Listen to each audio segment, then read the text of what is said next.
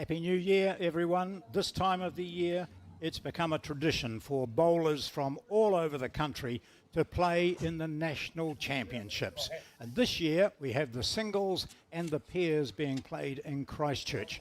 The men's singles and the women's pairs will play, and that'll be followed next week by the women's singles and the men's pairs. We're going to show you a lot of live action today from the Burnside Bowling Club, which has hosted so many wonderful tournaments over many years, including World Championships. But for now, it's the national singles. So the singles section play is first to 21 shots. As it says on your screen there, killed ends will be replayed. And our first match will see Dave Straker from the Burnside Bowling Club against Adam Yaxley of Oamaru Phoenix Bowling Club, just down the road in North Otago. I'm John Macbeth, and joining me is Steve Beale, and I think the players will be reasonably happy with these conditions. It's a time of the year, though, Steve, where conditions do vary greatly, don't they? Well, it seems to be now, like Bowls New Zealand put on a national championships and it rains. So it's, like if you need some weather at your place, yep, get Bowls New Zealand to put on an event for you. Well, there we see the jack being thrown down by Dave Straker wearing the Burnside Bowling Club uniform. And in the background, wearing that rather bright shirt is Adam Yaxley. Oamaru Phoenix, they have some really good tournaments down that way. It's a nice little club there at Oamaru Phoenix. The greens run at about 100 seconds. That's very good. Some top bowlers come from out of that area too. So we're just getting an indication of what this will be like. Our first view really of the greens, how fast they're running, how wide they're going, and possibly with this being his home turf, Dave Straker might have an advantage. Home court advantage. Otago coloured. Oh yes, absolutely. Here. Have to be a wee bit biased in that one for myself, John, and I know you spent quite a bit of time in Dunedin as well. So. Yes. Oh, does that count as a toucher if it goes that far past and just nicks it? That's right. You might be sitting on a holiday somewhere and the rain's pelting down, or the weather's not too pleasant, and you've switched on the television and you're wondering what this is all about. So bowls is one of those games, as we see here, a couple of guys who, one of them might have just retired, the other one's still working, but you'll see throughout this tournament that there are some school kids playing. It's a game for all ages, as we know. And gosh, I was just chatting to someone the other day up in my area of the Kapiti Coast, where he said, I'd hurt my ribs and I was playing golf, and I thought, I can't really swing a club. I might have a go at this bowls lark thing, you know. And then, as you know, his next words were, I should have taken this up years ago. Exactly. Hello. That's really good, because that jack had moved, nearly a metre across from the centre line, so he had to change his line. And I see Dave managed to win his first game this morning, 21 shots to 16 over Neil Atkinson of Hines Bowling Club. That's another lovely little club just down the road from Christchurch. So, and as I look down further, Adam lost his first game, ran into Nick Thompson from Birkenhead Bowling Club. Nick's a very accomplished bowler from up this way. And Nick won that one 21-15. So Adam's just rinsed and repeated there a wee bit. So to qualify, players need to win 4 out of 6. Yeah, so Adam Yaxley doesn't want to be dropping this one. No, straight into post-section play then, if that happens. It's never ideal. 2 games in and you're into post-section play. Looks like it's in the zone a little bit.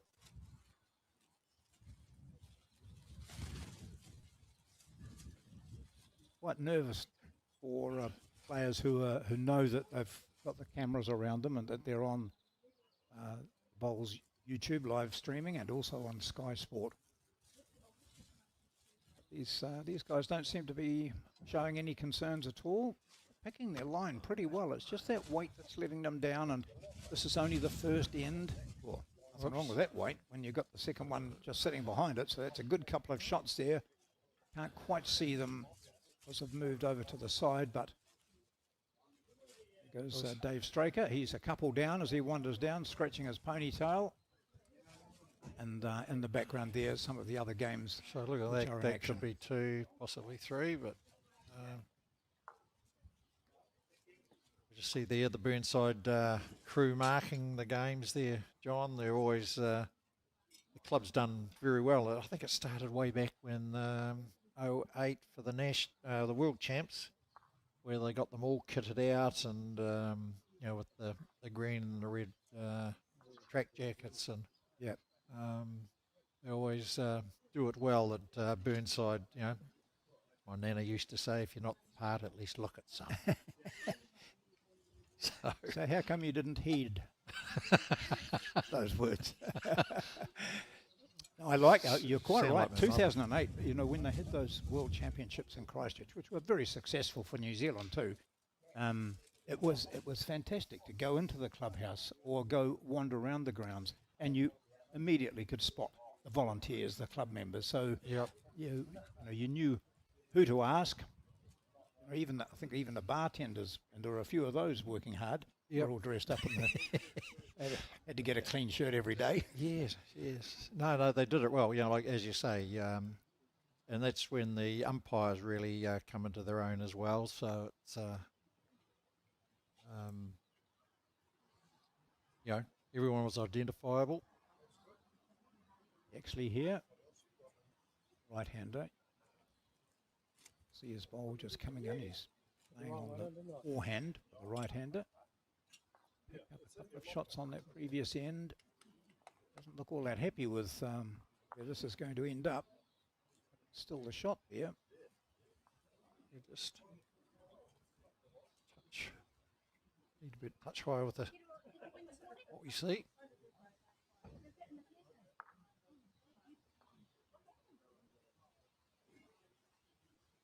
It's a little bit better weighted. Yeah, pretty good correction. Didn't change his line at all. Just dropped nearly a metre off his weight, which gives him the shot. Straker.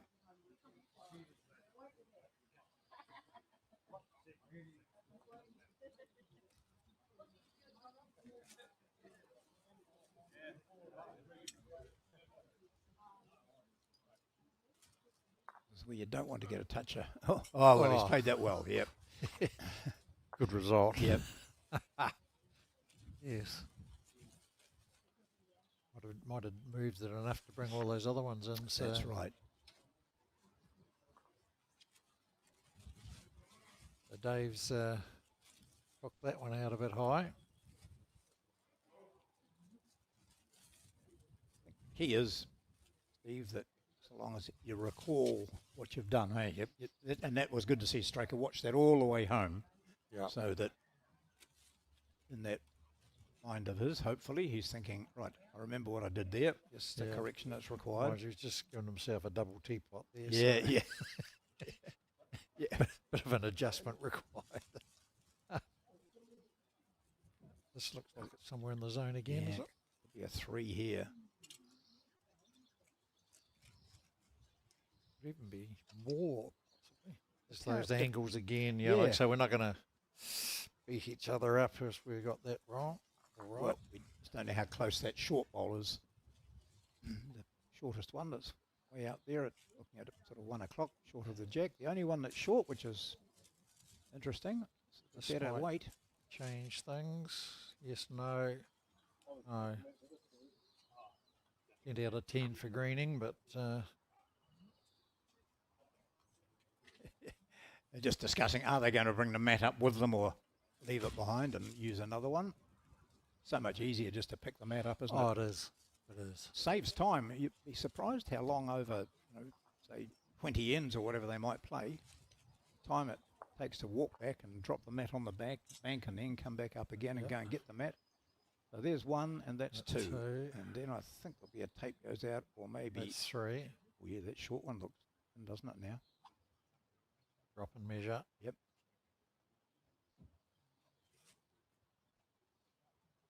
Straker will be saying, you know, if you think it's another one, you get down on your knees. Yeah, and you're a bit younger than me too, wasn't it? Yes, 40, a few years. Okay, so the short one came into it, and it's a 4. Like Straker giving the cricket signal for a 4. It's sort of crept into the game over the last couple of 3 years, hasn't it? Yep. It sort of helps there when they hold their fingers up and you're getting as blind as I am at the moment. You can't tell how many was that. And also, you're deaf. Correct. You know, so they sing out, it was 3. How many did he say? What did he say? How many was it? It's the old story, you know, like Specsavers and all that. They give you a free hearing test, and got mine updated just recently. And the wife was disappointed that I wasn't deaf. Oh. Just selectively so. They don't bring that into account, do they? That when you have a hearing check, they don't say, sorry, Mr. Beale, your hearing's, it's 80%, but it is selective. They don't say that, do they? No, it doesn't come out on the report. Adam Yaxley off to a flyer here over the first couple of ends. A 4 and a 2 makes him 6-0. Yaxley from the Phoenix Bowling Club in Oamaru.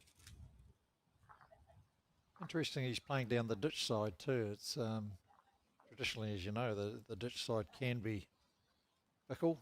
Great if you're getting it, but Dave's throwing his double teapot again. Double teapot. Not happy with that one.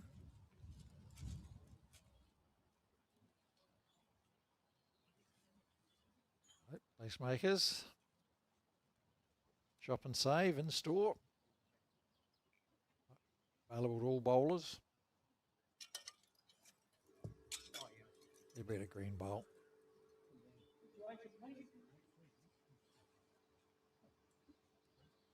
Yeah, that's taking quite a bit of green out there, isn't it, on that side? Oh, those greens at Burnside generally do. They're some of the best in the world there. Jamie Ferris, greenkeeper extraordinaire. Has them in great nick. Yep. That's a good change of hand there from Dave. Sure if he got up. He actually asked a question, so the umpire or marker would have been in and given him his opinion. It looked very close. Seeing the bowls in the background there. Right, the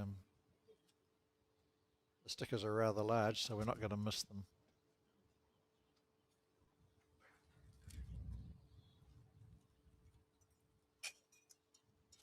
So, for those that are interested, Adam tells us he's playing with Aero Optimus, size 4, custom made, so obviously the Otago colours to the 4 there.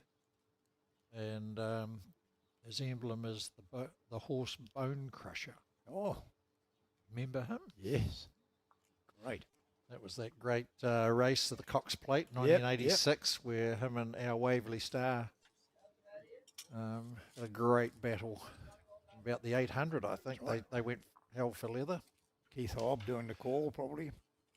No, it was an Aussie. Oh, that's right. Was it? Hobby was involved in it, I know, with the owners. And there was a song, wasn't there?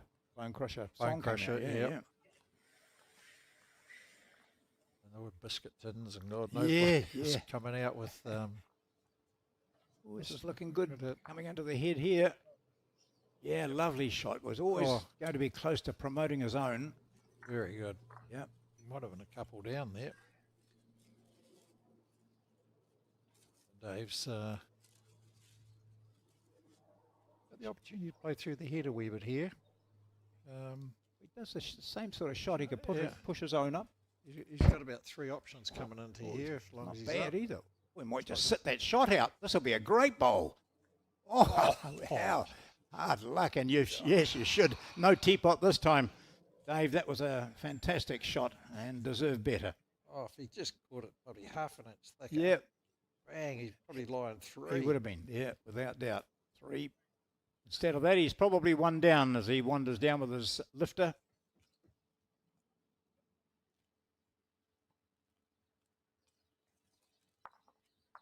So 7-0, Yaxley leading Straker. This is the first of our televised games from the 2026 Summerset National Championships. It's the singles and the pairs. And we'll talk at various stages about previous events that have been held, but some of you watching and a lot of those playing will recall when it was all played at the same time, the singles and the pairs and the fours, and everyone would take holidays and take the family away in a caravan, and dad and mum would go and play bowls or both. Yeah. Oh, no. Mum would be at her own event. Yeah, that's right. Yes, they did. That's right. They had. It was later on, yes. So it's, the numbers, it was, Alex was saying 2017-ish was the last of those. And Yes. the numbers were very low, those attending. And then there's still a mixed bag out there of opinions of whether it was a good thing to split the singles and pairs and bring the fours with the mixed pairs in. But probably I'm a fan because it just, 2 events. You only needed a couple of 3 days to take off work, and it's a hell of a time-consuming game. This year, looking forward to the national pairs and fours and mixed pairs in my current hometown in Tauranga this year. Yeah. You coming up? No, I'm not now. I was intending to, but sometimes family stuff gets in the road. Yeah. I thought, when you started that, I thought Poppy's dropped you, has he? Well, that's yes, Poppy, Simon Poppleton, and myself, and Grant Nisbet and Terry Shaw. That our team? Yeah. We played in Tauranga and Rotorua. It was spread around, wasn't it? The last time they were up there. I think we played you in the first time round there. Oh, you were playing with Symes, weren't you? Yeah. You played us twice. Yeah. And sadly, the result was similar each time.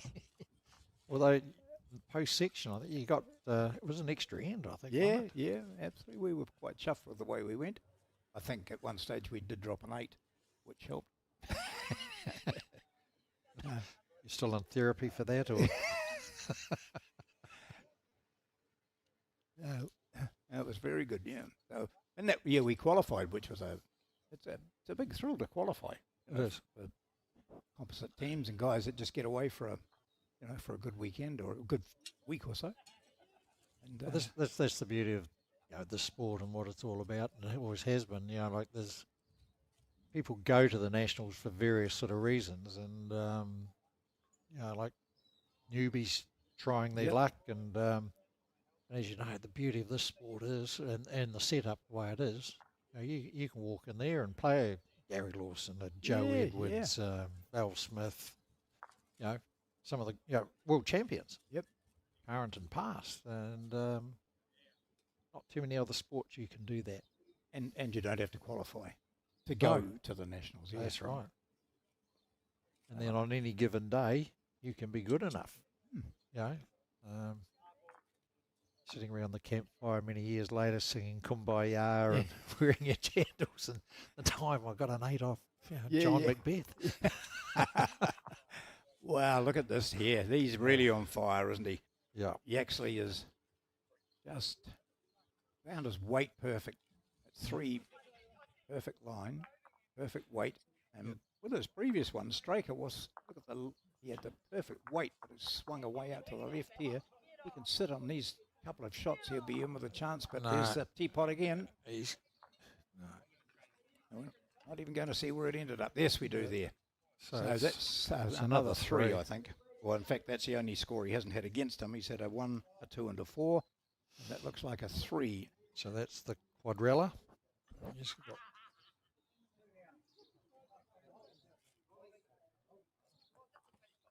this keeps up, John. We're not going to scare the 3-hour time limit, are we? No.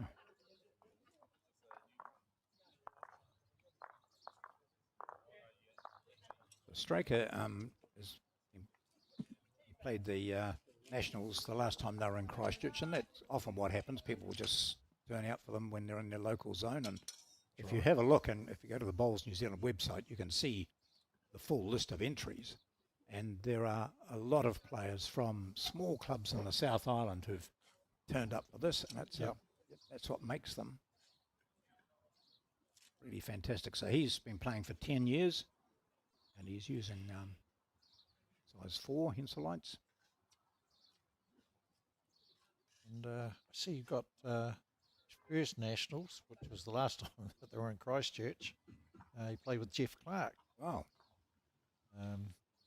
Very good golfer in his day. Well, from our era anyway, yeah, wasn't it? he was, yeah. He lived just around the road from us, and I lived in a street called Norfolk Street in St Clair, and he was just around off the end of that. Is that when he came back from Alex? Well, no, that was in the was it? I don't know, 1970s. Yeah, yeah. Because he was, like what, New Zealand amateur champion for 100 years. He was. Then became a very good bowler too. Yes. See something on Facebook just recently. He posted I think he beat his age at golf. So, gee. So he's dropped a score in the low 70s. He's just no mean feat. No. He's had his health issues as well, Jeff, and it's good to see that he's still out there doing and annoying people. Another toucher here from Adam. Yeah. Unfortunately, Dave's sort of given him plenty of room and not putting any pressure on him, so. But you've seen it before.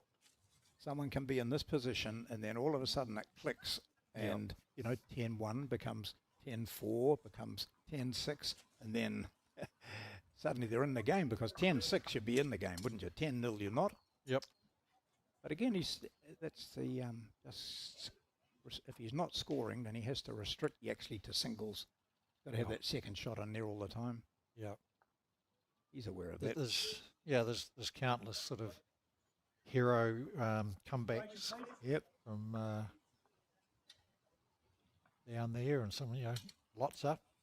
Probably the biggest one I saw in international was, and way back when I first started the game, I got taken along to watch Ian Dickerson play Stan Espy from Ireland at Kaituna. Oh, yes. Kaituna running about 20 seconds. And Dickie couldn't get within cooey of it for the first part of the game. And he was down 20-3. Finally got it, got the mat, and then pegged.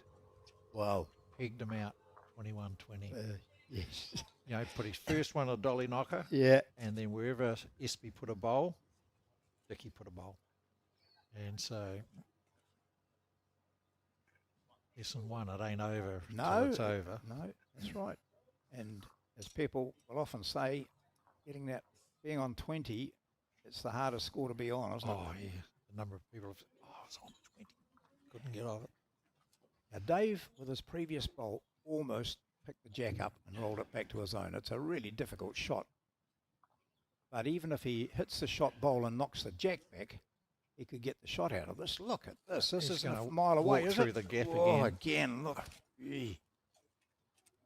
I think he's dropped another 3. Yeah.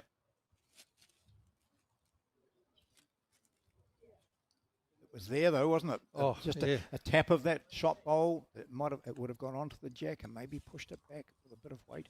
Yeah, sort of any contact was going to be good for him. Like coming off, even the wing bowls would have been good. And that was a 3. Lucky for some, 13. Not for me. That's my lucky number. Oh. Bowls hub number, 13. players have all been asked in their questionnaires what's their go-to karaoke song.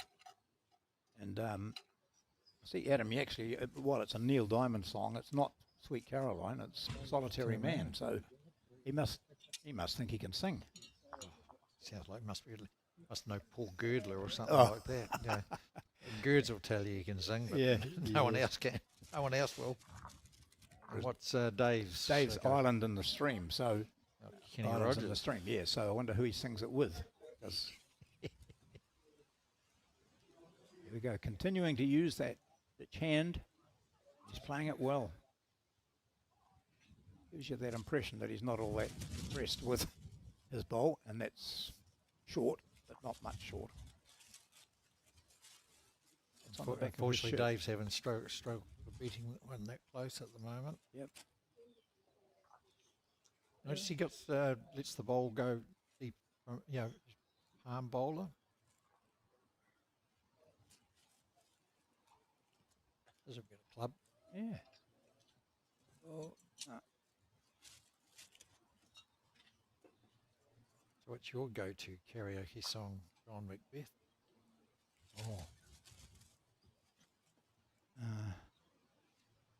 tell you that I haven't sung karaoke for many, because I've become boring. But I'll go anything, really. Always used to think there was an Eric Clapton song called After Midnight. Yep. And it didn't need much vocal ability to sing that because it was all at the same pitch, Yeah. You could just talk it, basically. So that had always come out. And people wouldn't know whether I was singing it or not. Mind you, it was always very late at night when I got up.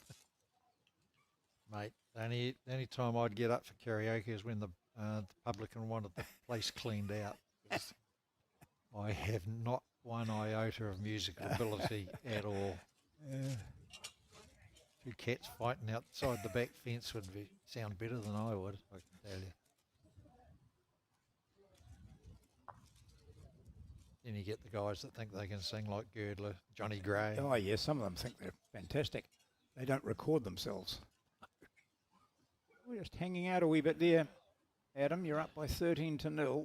You're holding shot probably with that. Yeah, the one at sort of Back. 7 o'clock-ish. Yeah. Every shot, possibly.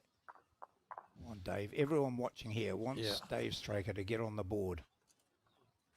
Looks a wee bit thin, is it? Yeah, so if his weight's okay, he might just grab the shot here. Oh, we slide. Oh, no. Oh, perfect weight. Twice. Going back to not being able to sing, I hope he doesn't mind me telling this. He won't be listening anyway. My brother Peter in Dunedin, the youngest brother, he would rate amongst the worst with regards to singing. And he said he remembers when he was at school in Timaru at St Pat's, probably. Yes, it would have been. And they were organising singing for the end of year concert. And so all the kids had to get up and sing. And he said, I hid myself away as far as I could.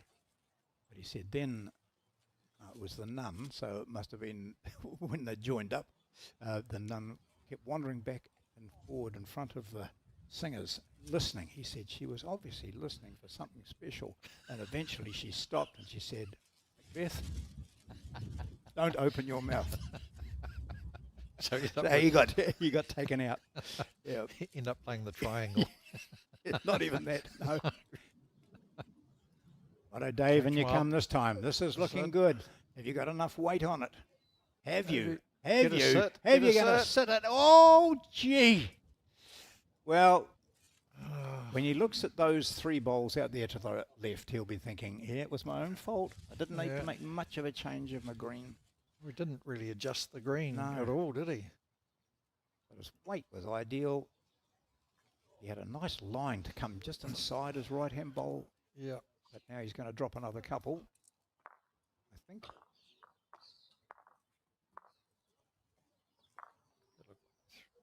Was it a wonky two or a big three? I'm not sure. Check the board with me. I see we've got 16 up on the board, so someone with better eyes than us has picked that up.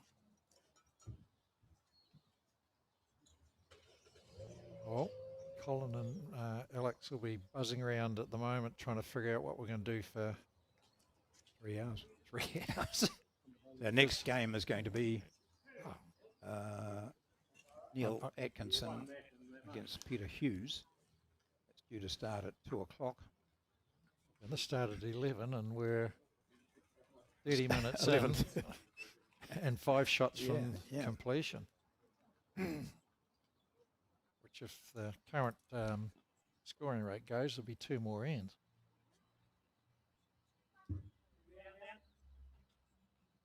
Well, remember we said this at 11:30 that this will only go 2 more ends, and then in an hour and a half's time, when it's 19:16, yes, yeah, put the commentator's curse on it. Yaxley's not giving Straker many opportunities, not many loose bowls from Yaxley. His main problem is to make sure he doesn't switch off. Dave's is just to get that green a bit better. Yeah. So this should walk away a wee bit as well. Yeah. So, yeah. Especially those Maniatoto Canterbury greens in particular. First thing you got to get is your line. Second thing you got to get is your line. And then the weight will come. You've really got to nail the line. And you notice there, I mean, they're using different bowls. These are Aero Optimas, I think. Yeah. But they would be about roughly the same sort of tuning arc. So he's taken, if you remember what that That's green was a there. good yard and a half, would it more?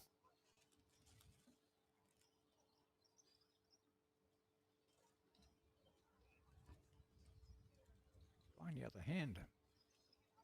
No. You notice he gone He's shaking again? his head. Oh, he did. He went the other hand. Yeah. Well, 'cause he'd come down on that ditch hand first and He cut did across. that last time too, didn't he? Yeah. He came down the ditch hand, Yeah. missed it and then changed over. What you can see there is a nice shot to just sit on those, his jack now of those 2 bowls Yeah. that are the shots. In the meantime, he actually just continues to plonk them in there, thereabouts.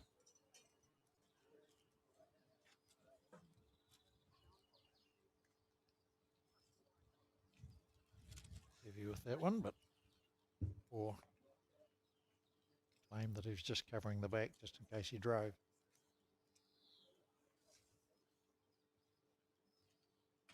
A bit big, is he? Yep. It's funny, no matter how much you lean, your bowls don't do anything, do they? Wow, it's They like don't follow. talking to them. Yeah. You can go, ooh. Doesn't make it, they don't, got no ears.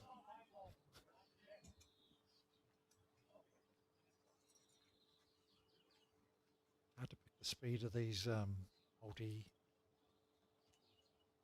coloured bowls, Yes, yeah. when they flicker like that.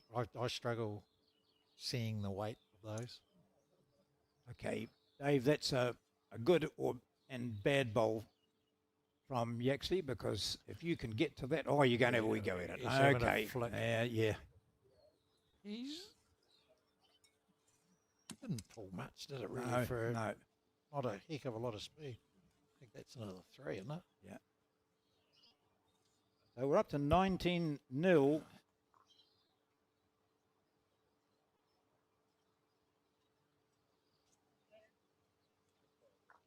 And now Dave Straker gets it all together. Grabs the shot with his first bowl. Gets to 19-1. Well, Let's hope so. It can be quite, it gets into your head a wee bit, doesn't it? Yeah. to do it on TV too. Yeah. And all his Burnside mates will be saying, he's a better bowler than that. Goodness me, as I you see said, it's 18 on the board there, so I just wonder. it was a 2 previously. One of the ends previous, when we weren't sure it was a 2 or 3, so let's go 6th the end. That's the 2 Yeah. to go 15. And And then 8.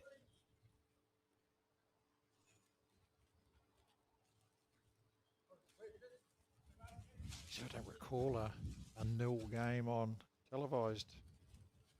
John? a little bit. So if I over the time? No, I don't think so. I've seen that no. Certainly for Dave's sake. Yeah. Draw a shot, mate.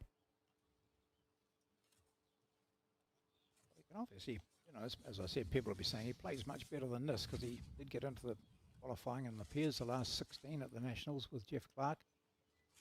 He would have been leading for Jeff, I'd say.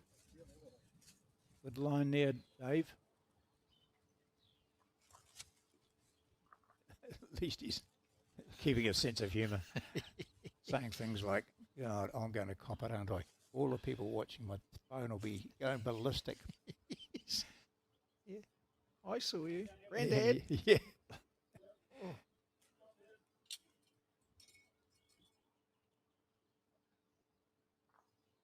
I see Adam with the player questionnaire that Alex sent out. Eventually he'd love to give a shout out. I better do it now because otherwise it's not going to happen. A shout out to his 2 children, Dylan and Brittany, and these 4 grandchildren, Ruby, Aria,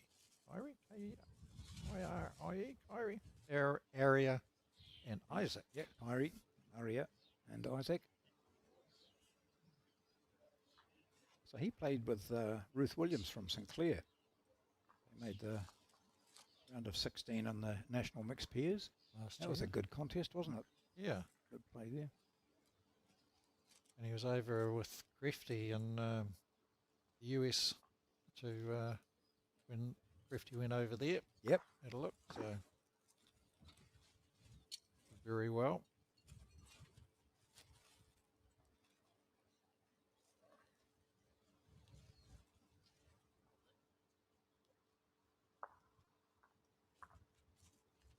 Well, Marty Kreff certainly gets around the world, doesn't he? Playing his bowls and very successful too. Come on in here. Come on, Dave. In you come. This is a shot, Dave. Come on. In you come. In you come. Another inch, 2 inches. Oh. It might have. Yes, no, maybe. Asking the question. 1 down. 1 down. I think he is. Oh, this could be it. Look at Dave. He's putting the jinx out on Adam. He's got everything crossed. Yep. He's got 1 to play though. See. Well, this is short.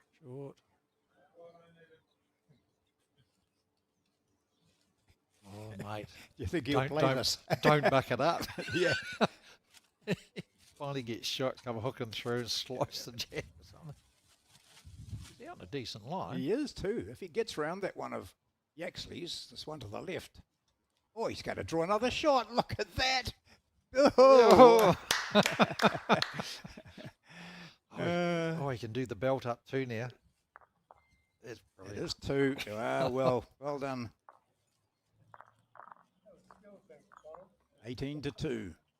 Excellent. Dave Straker, he's looking at the jack and saying, what do I do with this? Well, you probably have to get introduced to the mat again. Yeah, puts the mat way back on the 2 metre mark. Obviously someone next door, probably a club mate because club's providing all the markers. Having a wee chip.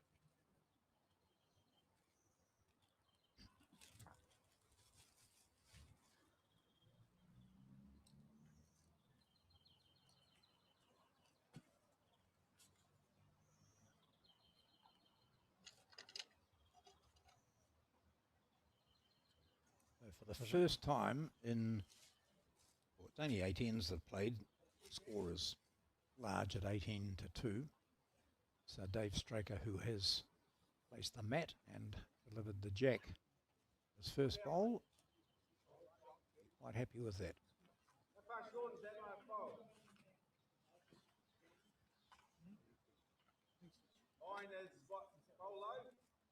Actually, 7 North Otago Centre titles. 2 so far this season. He's on fire. Yes. He knows what comebacks are all about too, because he in the qualifying in the pairs, he and Owen Bennett were 15 to 2 down, came back to win 21-16. scrolling through some of the results from round 1 and section 2, Calvin Scott dealt to Merv Holland from Temuka, 21-3.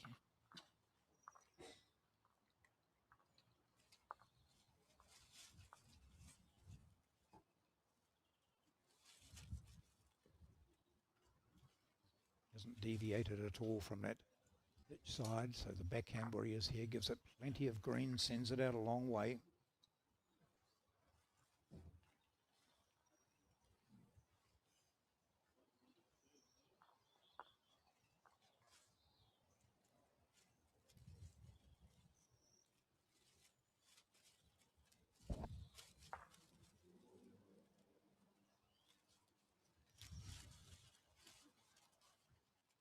He's just struggled with the green. He's having all 3 bowls finishing on the left-hand side of the centre line. His weight's been pretty good throughout. Yeah, it's just, as I was saying, yeah, the Chan generally is difficult. There's generally a very narrow lane to be finding. Yaxley's done it superbly all the day. Through here, another one. So that takes it up to 20 probably. It's 2. Dave's got something a bit tighter there. Otherwise, shake hands time. Giving it a bit more green this time. Yeah. He was to run the jack back to the left. He'd pick up 3. Let's see if he can do that. He's not going to be a mile away, is he? Oh, just going to die on him. Had a great line. Very good, Dave. Waste a good line. Yeah. So, Adam's got the chance to we might go second shot. Hard to tell in those angles, isn't it?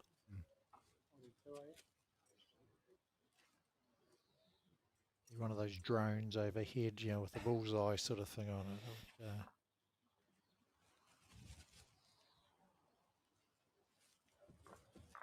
Last bowl of this end.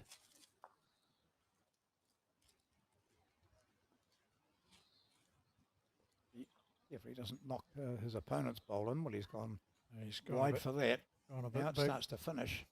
Yeah. The marker's already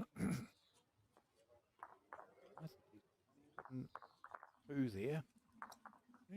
I was just reading his writing. Outstanding. Go on. Yeah. Let's see what happens. Is it 2?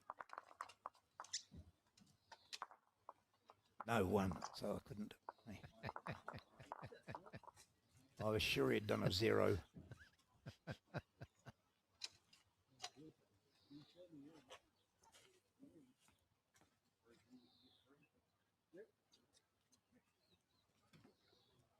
I've continued with the mat back a fair way, and they're pushing it up to 3/4 or long, aren't they? He's been sort of short to medium, probably. Adam more so than Dave. Sort of stretched it out a bit. Didn't help.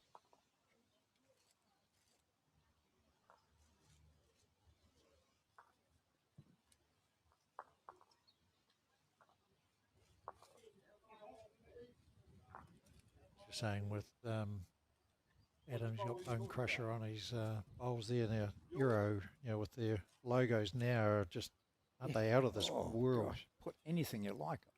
Been trying to get some of our sponsors at the bowling club, you know, for when we come to Business House Bowls. I said, look, get a set and you can have your own logo on there. They're really quite interested in that. Yeah.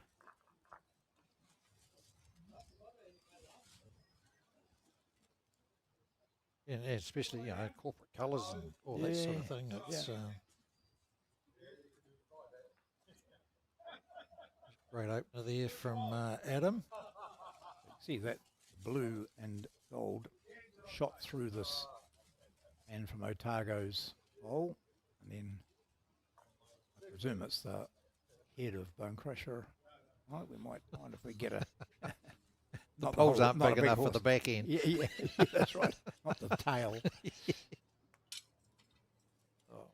It's a very good bowl there. On, one over. Excellent.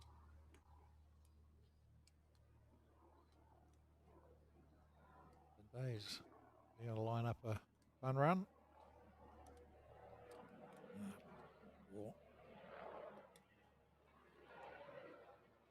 Narrow.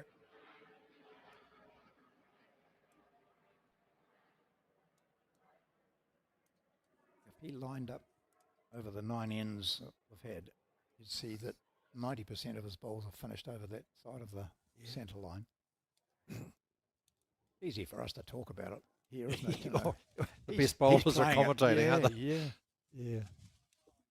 It's interesting. I was talking to Mark Cameron that, like the next development will be, like with the bowls, like to do with cricket, when they show where the bowl's actually hitting the deck. Yes. Able to bring that into the viewers and the commentary and the likes there, so you can see where bowls are ending up and get the percentages of short, narrow, and whatever. So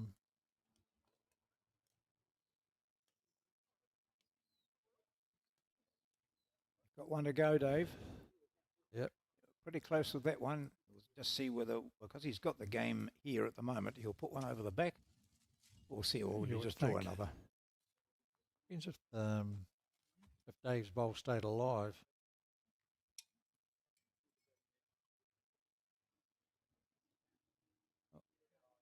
Where's it gone? Is it raining there? That might just my eyes with the...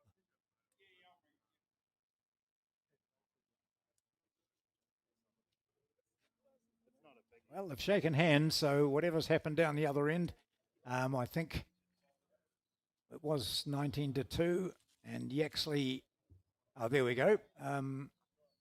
3 shots there. I don't know where his fourth one went, possibly right down the back. And it's been a fairly comprehensive win here by Adam Yaxley over Dave Straker. Thanks to marker. Yep, 10 ends, 21-2.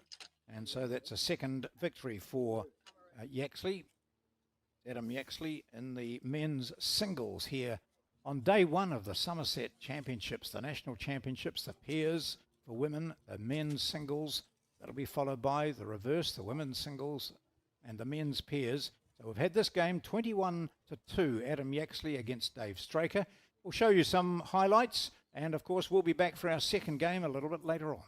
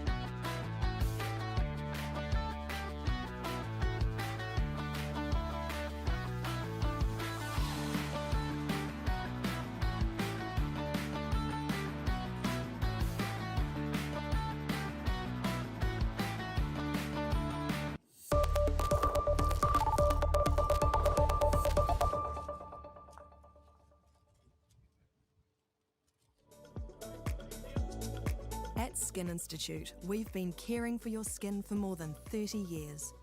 And that's why we're proud to introduce Skin Tracker, our two-step system for detecting microchanges in your skin. We utilise our advanced AI imaging technology alongside a skin assessment with one of our expert clinicians. At Skin Institute, we remain dedicated to the early detection, diagnosis and treatment of every form of skin cancer.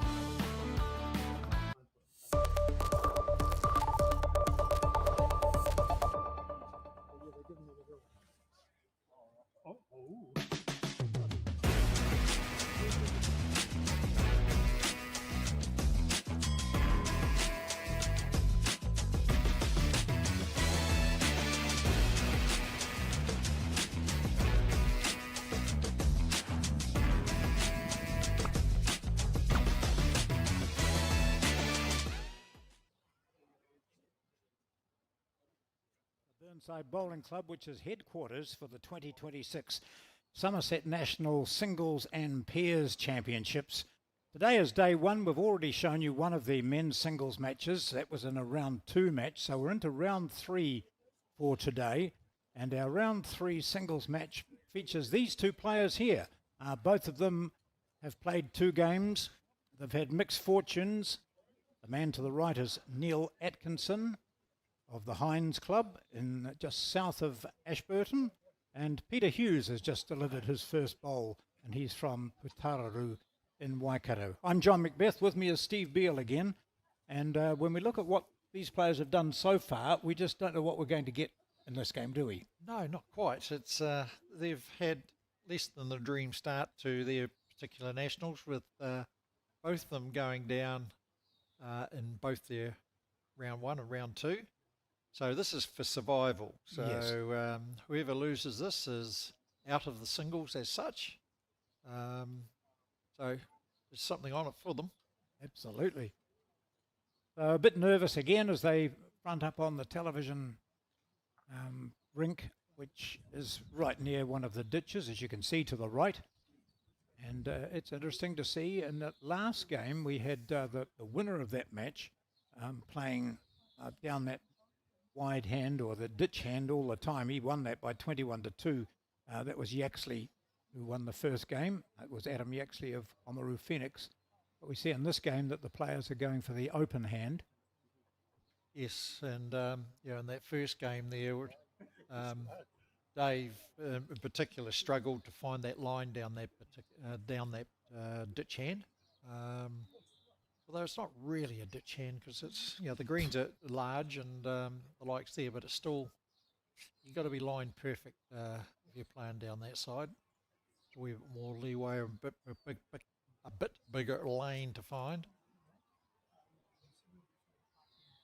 Yeah, that was a big correction from his second, wasn't it? Yeah. First one over, second one on, third one well over. Neil Atkinson with his ball coming down on that, for him being a right-hander, it's his backhand side on the right as you look at it. So we see the blue stickers on these blue bowls belonging to Peter Hughes. So that's about all, the only way you'll be able to differentiate between the two. One's got the big red stickers on, and the ones belonging to this man, Peter Hughes, have blue. So they're all over the place on this first end. But in general, you would take a couple of ends to get going, don't you? Yeah. They'll be just searching for their line, especially on these many Toto greens. You've got to get your line first, and so going to get lucky? Not quite. So that's one to beat Hughes. World famous Putararu Club in the Waikato, home of the Suttons. Yes, and you say that with a bit of a smile on your face, because the Suttons are well known on the bowling front around New Zealand.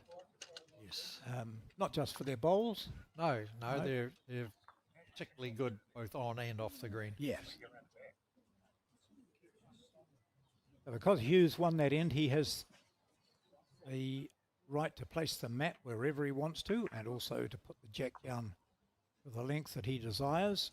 So his first 2 matches, he lost 21-10 and 21-8.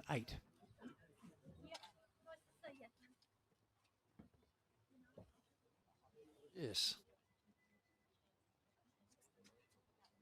Always good to get the first end on. It helps settle the nerves a bit. Says he started rolling up when he was 10. So he's 39, so he's been playing a while. But, Playing with Dreamline XG size 4s. So often people might start really young and then have years off in between and don't push it too hard. Whereas on the other hand, Neil Atkinson out of the Hines Club, I saw his photo on the Geraldine Bowling Club Facebook page. He and a couple of other Hines players went and won their winter event Geraldine over the years, so obviously he plays around the traps a wee bit. He's playing with Taylor GTR's size 4. Best bowl in the world if you ask Morris Symes. But you wouldn't ask Morris, would you? Because it'd be quite a lengthy Conversation, Yep. yes. Yeah, he tells you, you listen. He's still getting them close. isn't he? Gosh, he's one of those players who you would say epitomises the fact that you can have an outstanding career, until you stop playing, and he's nowhere near stopping playing. He's still so competitive. Oh, yeah, he's still making, he won the champ singles last year or something, or the year before. Any bowler in the country, whether you're the number 1 ranked or not, would look at a draw and see, oh, I'm playing Morris Symes, damn, because he's that good, isn't he? Yep. Still that good. Yep. Alex here was doing some statistics on, various aspects of the game, and Morris's name features as one of the longest career spans in a sense that, like way back, William Carswell had 4 national titles, and his first one was in 1892, and his last one was in 1934. So it was 42 years. Symesy managed to rip off 36 years because he won the pairs in 85, and luckily for me, I was with him in 2021 when we won the 4s in Alexandra. Yeah, so behind the wire. that's the one. Yeah. No one saw it. It was only on TV. Well, yeah. Oh, I was watching through the fence.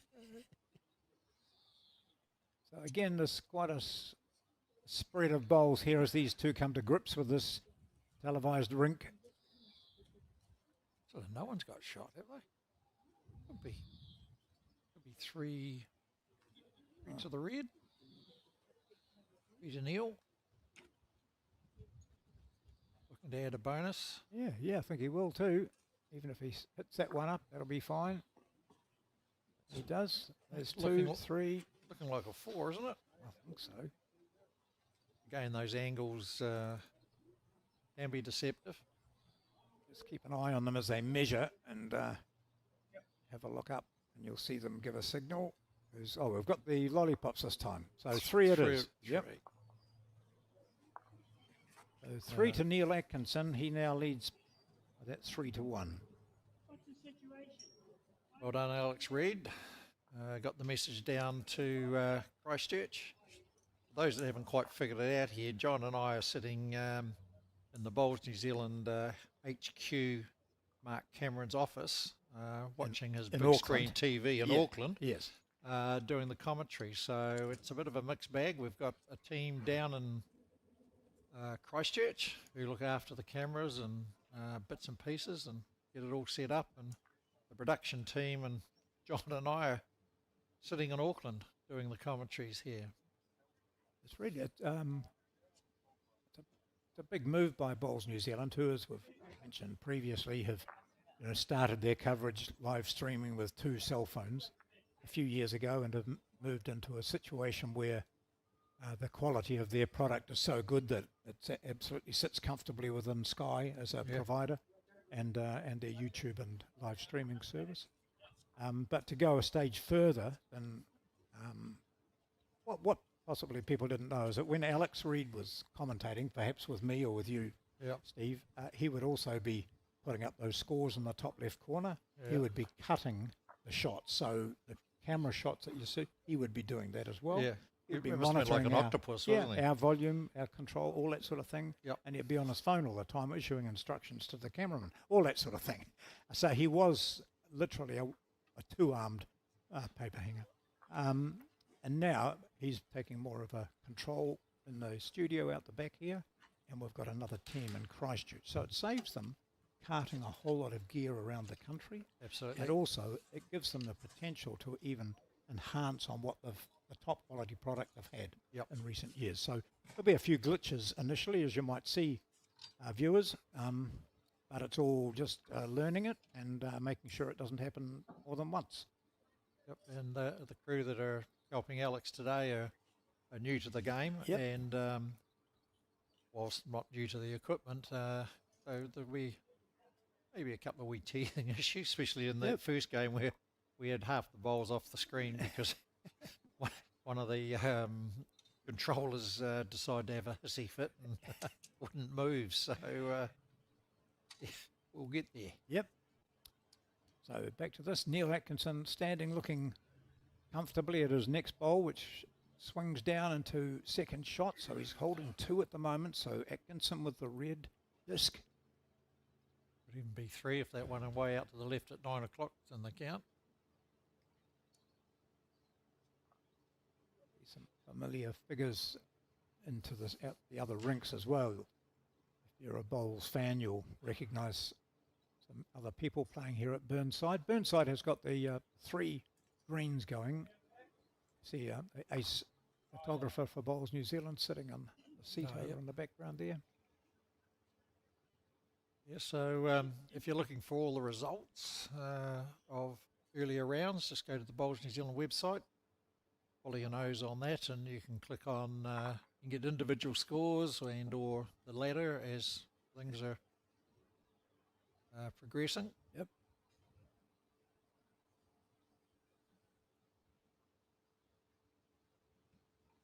Actually, was a couple of round 1 results that were of interest. Gary Lawson managed to stub his toe in the first round.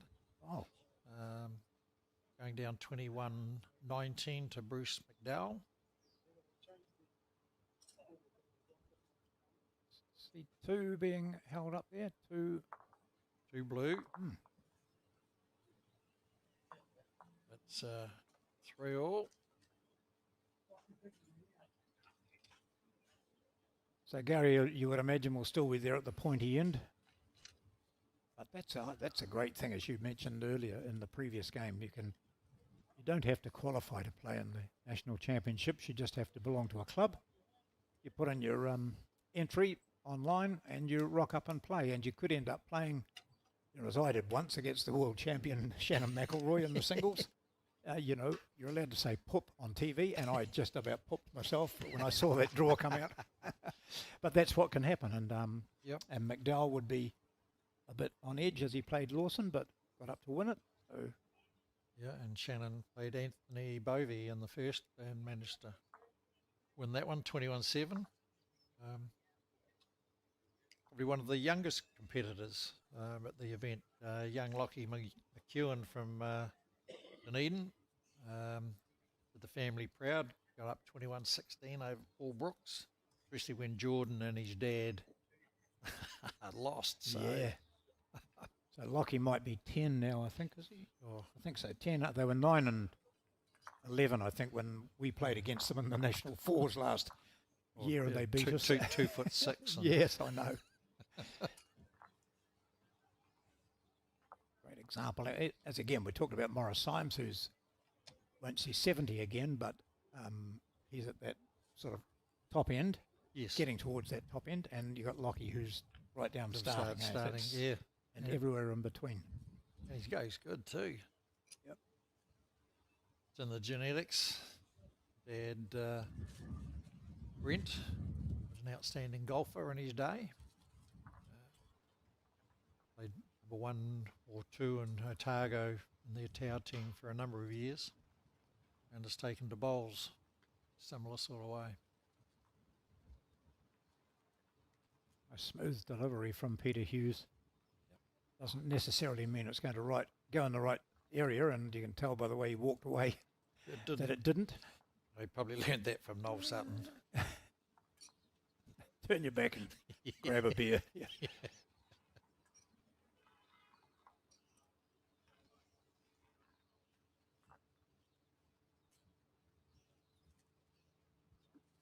Got a new shade systems mentioning there, John. Yeah, at the they're bottom. good, aren't they?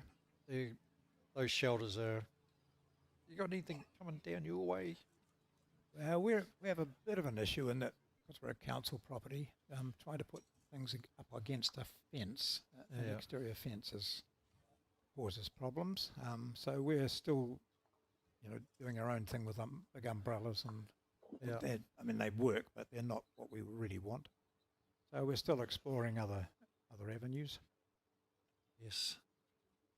Yeah, no, they're becoming more and more popular, Yeah. around the country, and clubs are, trying to find ways of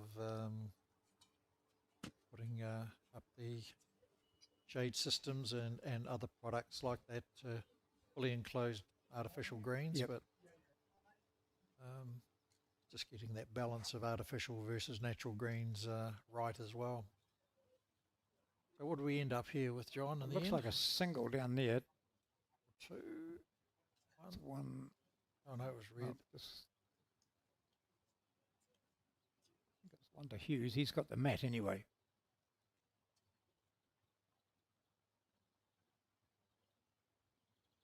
Yep, 1 anyway. See the board?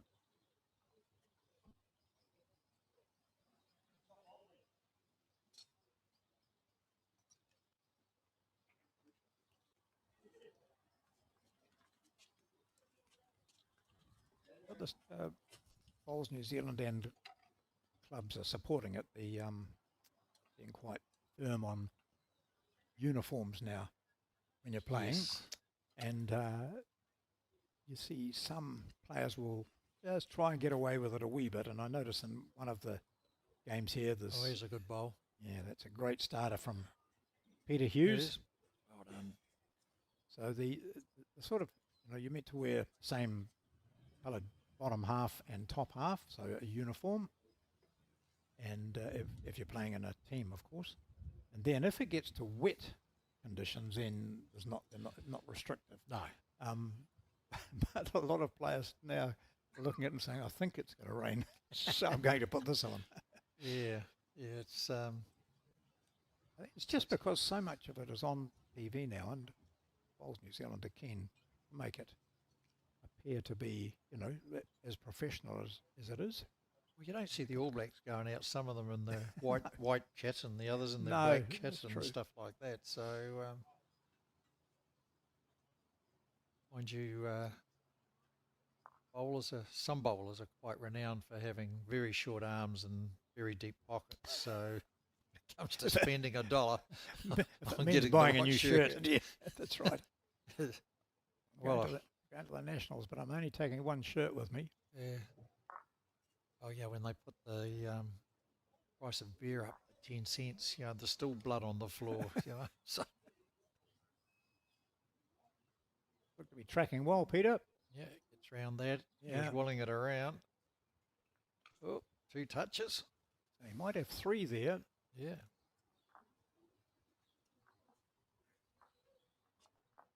Neil's line has looked pretty good. See where those bowls have ended up.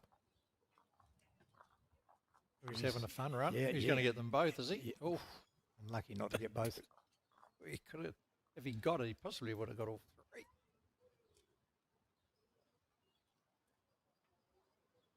So that's a good sign. He's quite happy to have a wee lick.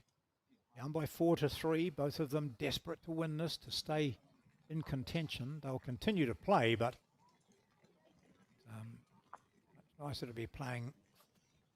We've got some reward at the end of it.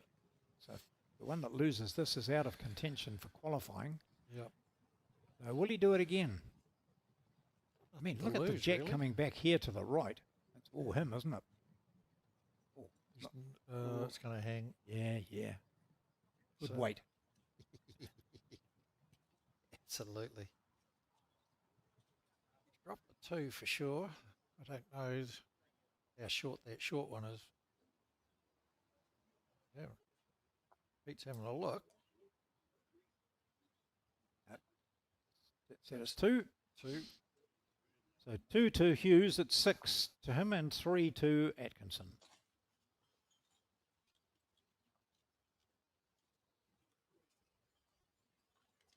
So That's with the There's big trees around Burnside and often a great park area around there as well. It's a very pleasant scene. oh yes, been one of the standout clubs in New Zealand for Yep. Ever since I started playing, and As I say, yeah, we said, 2008, 2016, peak quarters for World Bowls Championships. They have Trans-Tasmans and Nationals. Almost the default club to go to, because And not just because of their facilities, but the people who worked for, their administrators there. yeah. The team that worked there were just, Kushler and those sort of people who were out of Burnside or that Canterbury centre, just so very good. Yeah, and they got Bill Fowley. ding a bell. Yep.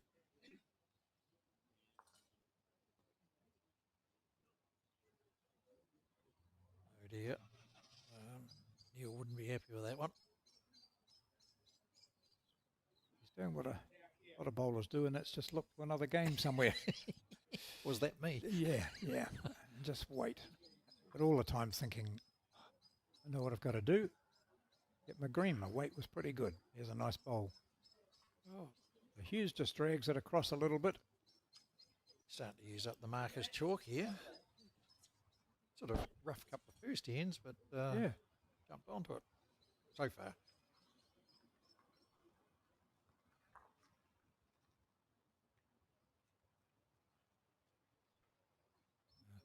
Overcorrection, I think, before there was a John. Yep.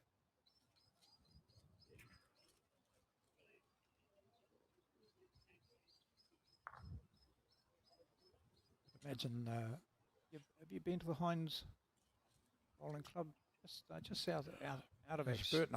I haven't, but I'd imagine that No. it wouldn't be huge numbers there. All right.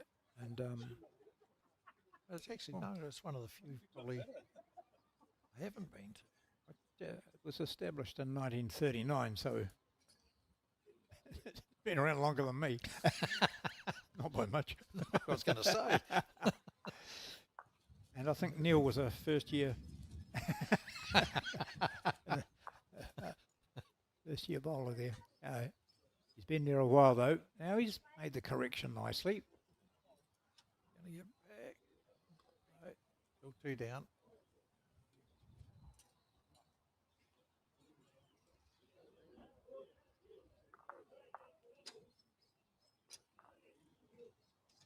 Who are we looking to get another one close? He's got the back covered, so not too bad from there. Got to get down. Sit that. Oh, Unlucky. not quite. It would have been a handy 3 for him there if he'd just sat onto that spot of his opponent.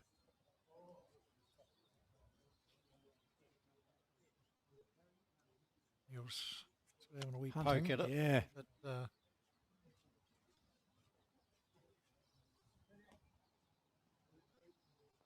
I just Pete sort of chasing up his last bowl. It's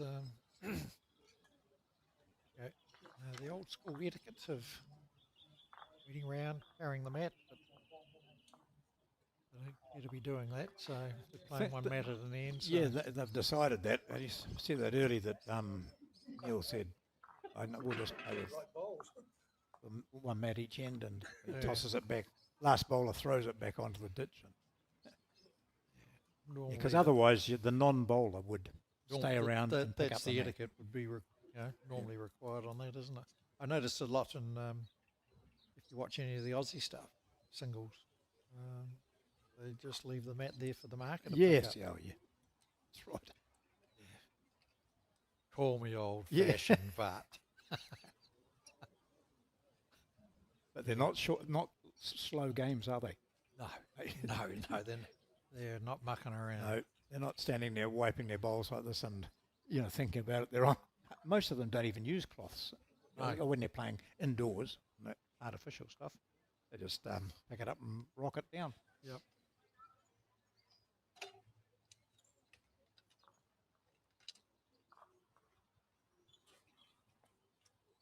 You get some players, it doesn't matter how wet it is, they just pick up and bowl it, whereas others,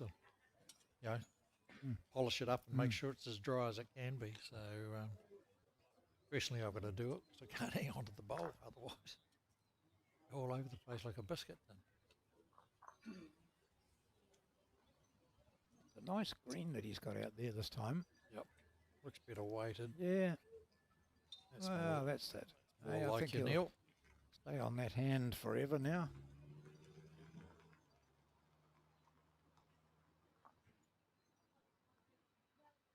So in the qualifying for this, so sort of two parts to the Nationals.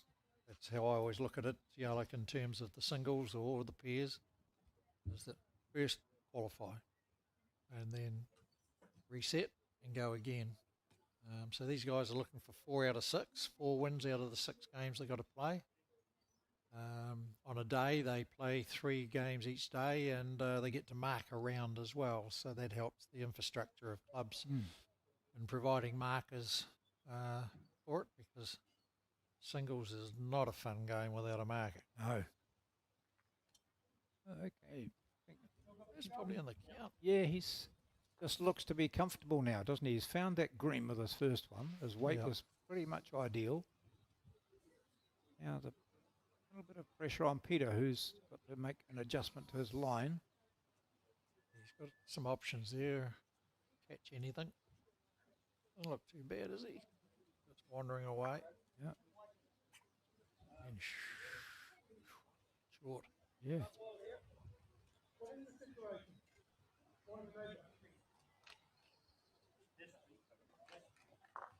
Hey, the bowlers can ask the markers any sort of question they like. Some of them hardly ask a question. They can judge for themselves from the mat, but It's sort of got to be a yes/no answer, or a statement of fact as opposed to an opinion. oh, gee. And I think that was his intention there, wasn't it, to push that up? I would, though Like he's it, in isn't it? danger of pushing the blue up.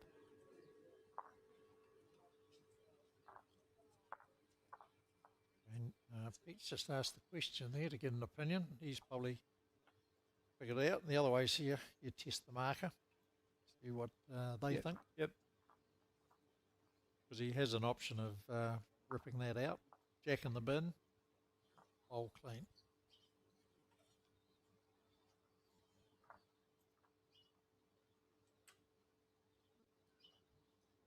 Like a draw shot.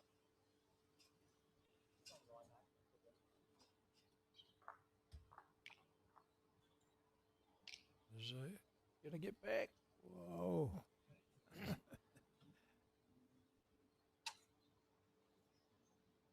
Now, Neil, you don't want to go quite as hard this time. Oh, That looks like I'll just let it go and it's safe. That's pretty good. Going to come in from out there. get back. Yeah. Get How's another his shot. speed? Yeah. Whoop, whoop, whoop. Two. Maybe Possibly three. three. Yeah.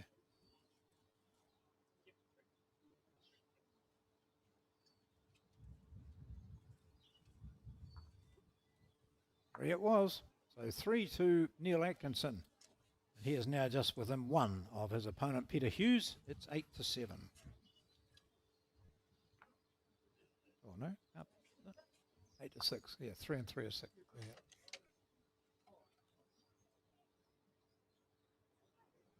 That was a pretty steady 3 there from Neil Atkinson.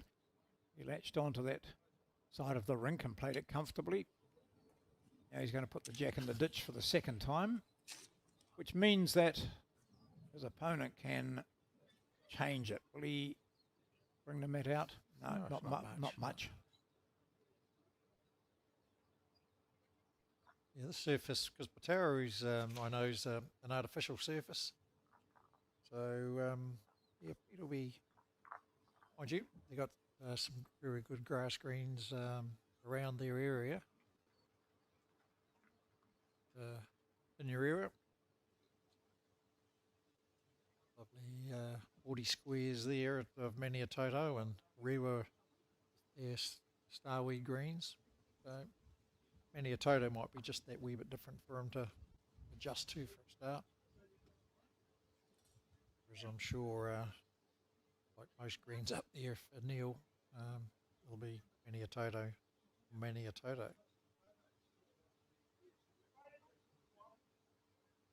He wanted the jack. So the women's pairs are underway as well. There was one round played this morning, and they've got a time limit of 3 hours. So the first lot of results are through for you to check on Bowls Hub or through the Bowls New Zealand website. There are some pretty impressive combinations. I see Mandy Boyd and Kirsten Edwards are playing together, and Amy McElroy with Taylor Bruce, Claire Hendras with Kenny Critchlow, Gail Melrose is back again with Henrietta Scott, and Dale Raiders with Karen Guilford again. Yeah, So, yeah. like there's some pretty steady pairs there. Annie Anderson with Kerry Bond. Played a lot together. So we've got women's pairs for you tomorrow at 11:30 and 2:30.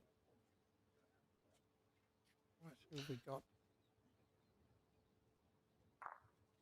Well, yeah, it could be interesting. The Aginas we discussed earlier on, they'll be requiring 4 out of 6 as well.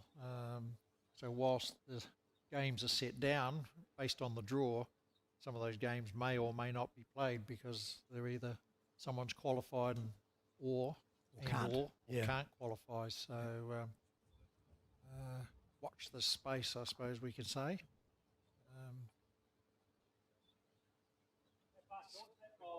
Oh, is he grinning or not? He's grinning.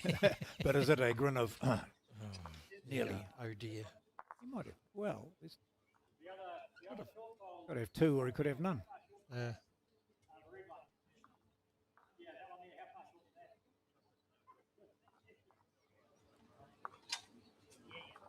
You'd favour that one at sort of 11 o'clock, wouldn't you? I'm not sure. Yeah.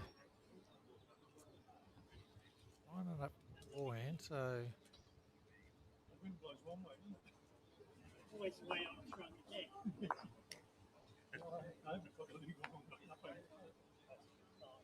He looks the closest of the lot.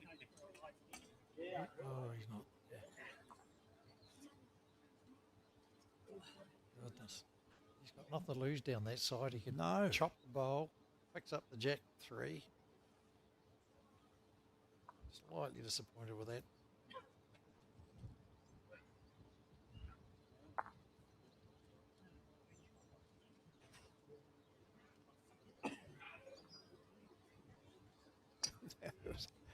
That was one of those bowls that could have worked against them in a big way.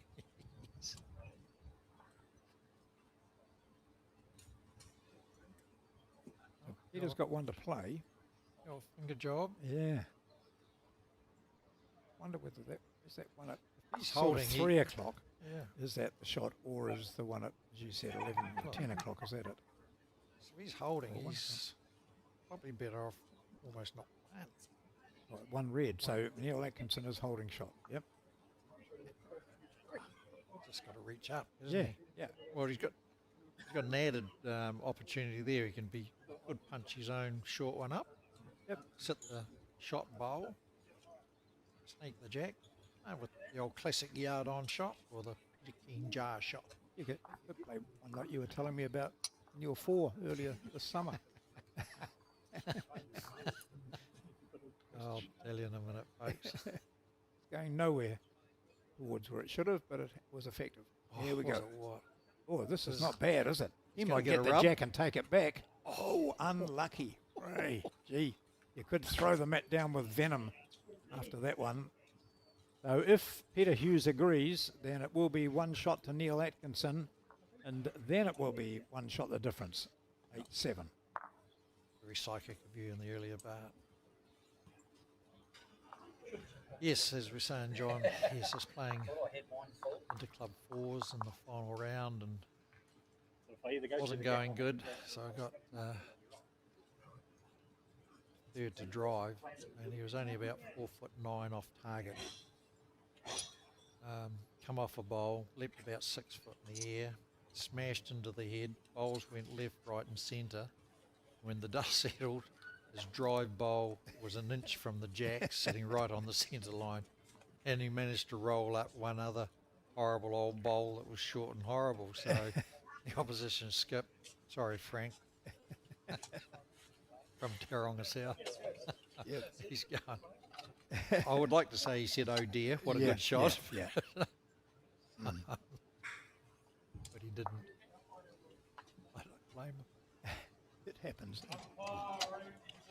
However, I've been in situations like that where the player or the skip has applauded and said, "You beauty, you know, great," and you know, just Oh, yeah. you just cannot applaud that. It's just not understanding sportsmanship, is it? No, Great shot! Oh, what a wonderful result! Woohoo! We've got the shot! Yeah, yeah. And you know, you just really want to do something to him. Something not pleasant. the worst ones I hate is if they start calling, you know, like you're 2 yards out and it looks like you're going to take your own bowl out, and they start cheering it on to do it. Oh, Generally tell them if you're going to ride something, get on the first race at Wingatui or yeah. Elliot And or go something. quite but quickly. yeah, ride your own bowls, not ride your own horse, not mine. I was playing in the Nationals in Dunedin the last time they were there, and Harry Scott was on an adjacent rink playing against a team from up my way, up Kapiti Way, and the skip, who was a really good bloke and not a bad bowler, he kept commentating all the time, you know, on his own bowls, but also on Terry's, you know, saying, "Oh, this is a good bowl," or "Gosh, he's going to be close here." And in the end, Terry, after about 5 ends of this, said, "Listen, mate, I don't care if you commentate on your bowls, but don't commentate on mine, thanks." The guy said, "Oh, sorry, yep, no, that's fine, yep." But Terry could be quite... I was surprised Terry waited 4 or 5 ends. To be fair, played a lot of bowls with Terry. Over the years in Dunedin. This is a game in which these two players have not won. Neil Atkinson has lost 21-16 and 21-10, and Peter Hughes has lost 21-10 and 21-8. So they haven't really got into their game. So you look at it, you think they're going to be quite evenly matched, and the score suggests that. And as the game's gone on, the bowls are getting better and better. Like this end here, this is really good. 2 top bowls there from Peter Hughes. In fact, it might be 3. Yeah, 3. And they're talking to each other. Have I got one to play? Oh, yeah. I'll play yours.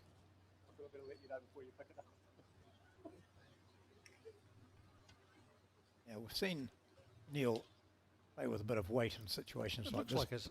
like it's something to hit. Yeah. 3 in a row there. It looks like he is having a real nibble, so he's going to get something. Oh, he's going to go under. Chopped one out though, by the look of it. Yep. Yeah.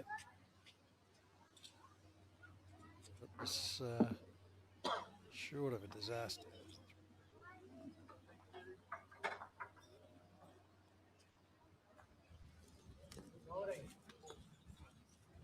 That same line again. Yep. And Pretty weight well played. again. Pretty well played. Yeah, Very good. Very good. A very good end, a telling end in this match between Peter Hughes of Putaruru and Neil Atkinson of Hines. 3 to the Northerner. It's 11-7.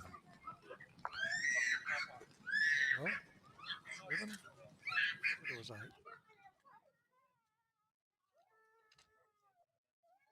It was 8, so it should be 12. Do you think you got a 4 there, was it? Oh no, it was 3. Sorry. 3, yep. Come on, mate. Sorry. Get with the game. Shouldn't drink at lunchtime. 11-7. Well, I saw you The heading water. over to the BP station. Yes. Well, I saw you as I was heading over there. You were coming back. Was there any pies left? We're up in Auckland commentating on this event, which is over the next 7 days in Christchurch. It's our new setup with Bowls New Zealand. Our camera operators are in Christchurch, and our event controller, Colin Williams, is down there with Max and the team. And then we've got another team here, along with Steve Beale and myself, the commentators, who are doing all the stuff that you can see. Yes, well, there's 4 or 5 in the other room there, twiddling knobs and Eating. oh yeah. Alex Reed's left his great big bag of lollies and all that sort of thing, but you got to be quick because they are next door, aren't they? Oh, there's none left. We haven't had any. Good bowl there, Neil. Very That's good a bowl. nice starter for him, just short of the jack. Hides the jack to just make that harder.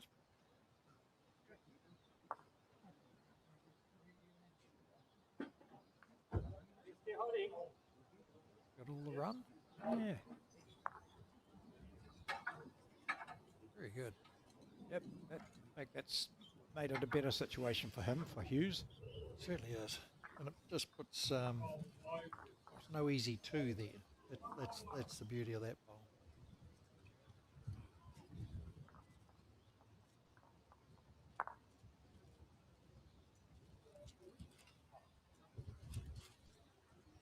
About as wide as he's gone in this game. Up the back there. Probably is not a bad bowl to be somewhere over the jack like that. Yeah. Hughes might be considering a bit of weight added to this.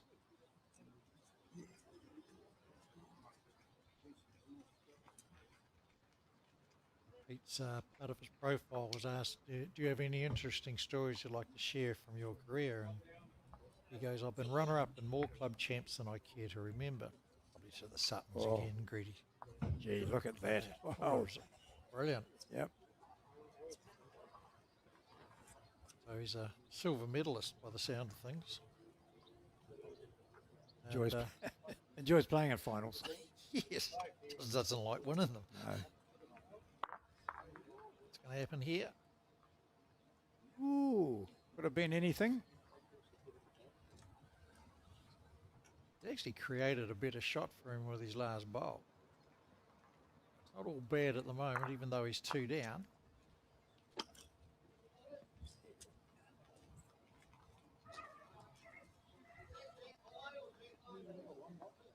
The ideal bowl would finish about a foot short right in front of the jack. Counts and just blocks that.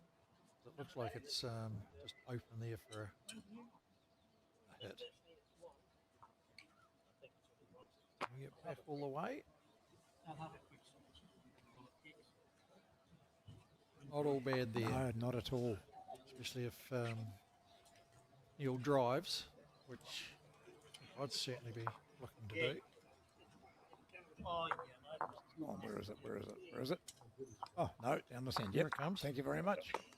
Oh, could have got both of them. Oh, well, there we are. So another single there to the blue stickered bowl of Peter Hughes. And he moves to a 12-7 lead. I got it right. Psychic. Yep. So as we were Just saying called to the you 12 a earlier bit earlier. with our new system, where there's a bit of trial and error here, and as you saw just then, the shots that you wouldn't normally expect, but get on top of it. You're seeing exactly what you need to see. Yes, and talking to Alex at lunchtime there too, there's some more developments coming in on the drawing board or on the wish list anyway. Oh, good. Because as soon as you start getting these computer nerds really mucking around, they don't come cheap. But like ball tracker and all that sort of thing Yes, they have yeah. in cricket, and there'll be a bowl one perhaps potential as well. So add to the viewing options. That's right. Because a lot of people know what you're looking at is a circular thing coming down, trying to get close to another circular thing. Not much happening in between time, but if you can enhance it and talk more about what a player might be thinking of and what shots he might be trying to achieve, and then enhance that with lines or graphics. Ian Taylor group to lead and involved. There's lots of people doing stuff now. Well, the other thing is part of the statistics. Like you ask a player, are you better on the forehand or the backhand? And most can't tell you. They can tell you the preferred hand, but they can't tell you the percentages of. If I, what New Zealand Championship depended on it, and I had an open hand both ways. Should I be drawing it on the forehand or backhand, or should I be driving it on the forehand or backhand? Now, what am I hitting more? What am I getting in better? We could illustrate that as they do in cricket, don't they? Yeah. This is what he's been like against this particular bowler, and Yeah, he's back with a square, shot, or he's or where the ball is pitched, Yep. and where it's ended up in the direction it's gone. So all those sorts of things would certainly lift bowls coverage and make it even more interesting. yeah. So here we go. We go from a couple of ends where we had the bowls all stacked around the jack to one of these where nothing much within a metre.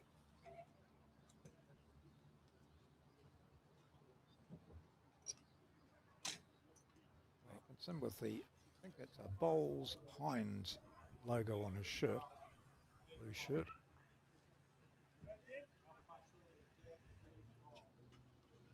Yep, it is.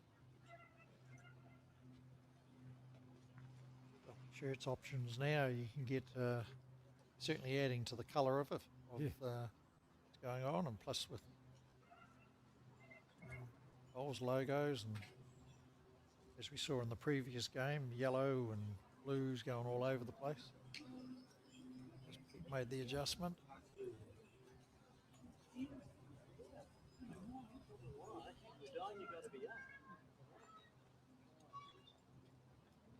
He's holding two.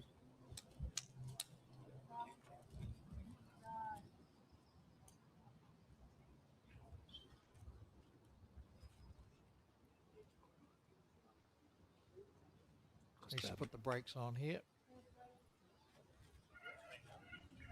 He's certainly holding still a couple there. It was in 1995, so that's 30 years ago, they tried coloured bowls for the first time in New Zealand. And they had a promotion, coloured bowls with Phil and Philip Scogland, that's father and son, against Peter Bellis and Rowan Brassey. They had an exhibition match at the National Championships in Palmerston North. It was done by Henselite. Yeah. What they did was they just got ordinary bowls And painted them. yeah. Yep. So not with a brush or anything, they dunked them into a... Yep. Yeah, and Henselite's promotions manager at the time, Jack Carter, had them specially Jack, painted. yeah. A set of Maestros and Classic 2s. The same colour bowls were used again, so they were bright yellow and red or pink were used. Yep. And they said the bowls made it really great. They definitely had, the spectators had no trouble picking out the closest dazzling bowls of bright red and yellow, because up until then they've been only black or brown. Black or brown. Yeah. They did They something said like that in the old stadium down in Dunedin too. What did they? Yep. Same year, I suppose. Because they tried it in Australia as well, but then they said, will these chip? So they had the painter applied one coat of the red and yellow, and he promised Carter that the bowls would not chip. The job was done by placing the bowls in an open tin and first masking one half and painting the other, and then so on, and they put in an oven to bake. The bowls did chip slightly down in Palmerston North, and the painter got in touch with the head chemist. The chemist must have known a bit about bowls, because he told the painter, "Have you never seen Peter Bellis drive?" I was going to say, Pete would be chipping them. Yeah, that's right. So that was a experiment with coloured bowls back in 1995, as I've got Hughes from the picks New it. Zealand Bowler magazine of that, which Alex Reeder's got a whole pile of books that someone was tossing out, but he said, "No, I'll have those. Thanks very Yeah, I much." think that might have been me. But there's such good stories in there. So that's Oh, it, yeah. 1995, and even in Australia they hadn't tried coloured bowls until that stage. Yeah. And now, of course, it's all coloured bowls, and as we mentioned earlier, the Hero ones that they were using in the previous match, where you get your own logo put on, and all the companies will start doing that too, I'm sure. Yeah. This game has really just creeped away now from Neil Atkinson. Yeah, Another it's 3 on that last end, Yeah, and it's Peter. 15-7.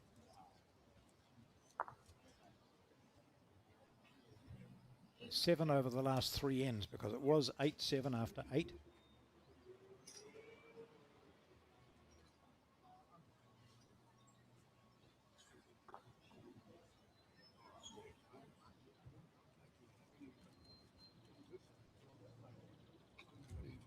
different styles of delivery. Peter Hughes getting down in a more orthodox manner, just touches his non-holding arm to the bowl's arm, as you can see, just touches it, make sure it's in that same direction, something that Joe Edwards does as well. But here we just see, and no sort of crouching, preparing at all, he's just straight into it. Quite a tall man, Yeah, so it's, can't quite get down the same. Danger of becoming a dumper, I suppose. got bowling arms. Yes. So he's holding a couple, but yeah, that says it all really, doesn't it? He's not happy with them. Another shot. So Yeah, They got a bigger gap. that just touches his left arm hand against bowling arm, delivers it nicely, brings the hand up in front of his face.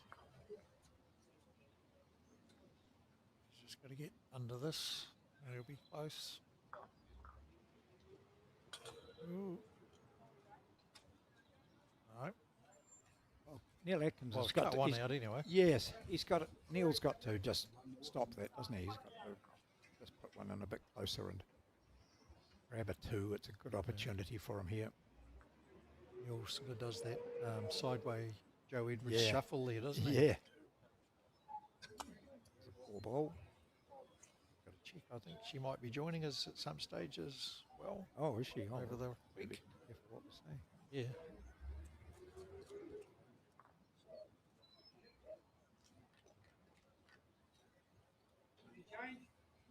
This one out higher. Similar weight, he'll just about draw the shot. Just past a wee bit. Odin. Neil, just a great opportunity, Neil, and you know what you need to do. You're narrow and heavy with your last. So just bring it in nicely. Good time.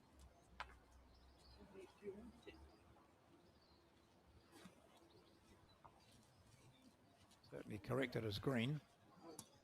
He's only just got a big. He's done it. Yep, very good. A 2 to the red disc bowls of Neil Atkinson. Claws his way back in at 9 to 15.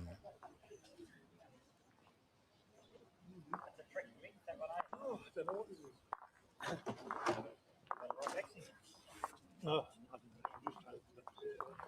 It didn't work. Talking before about the ladies' pairs. Andy Boyd, Kirsten Edwards won their first game, 19-5. Bronwyn Stevens playing with Jan Shirley. A nice win there, 20 to 10. Section 2. Leanne Paulson playing with Natasha Russell. Had a win, good win. Amy McElroy, as you said, playing with Taylor Bruce. Big win, 24-9. So if you need or want to get these results, get on the Bowls New Zealand Bowls Hub. I'll detail them there as soon as they get the result. They load it into the system, and you can follow it round by round, section by section, and on individual matches, and then you also can click the ladder, which puts them in sort of order, and the ultimate prize being 4 wins out of 6. Be interesting to see the pointy end of that competition, I think, the women's peers, to see which combinations get through. There's some smart combinations there. Generally, it's goes on form, really. Yeah. Not too often there's a surprise there.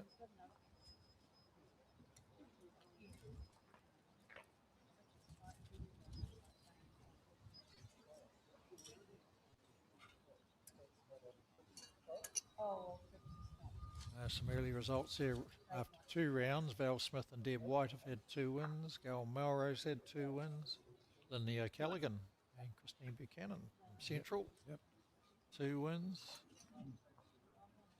Oh, Peter, just cut out that shot of Hills on that particular bowl. Oh, he's just not going to mess around. He's going to go for it. Oh, Works he it out got too. it. Yeah. Very.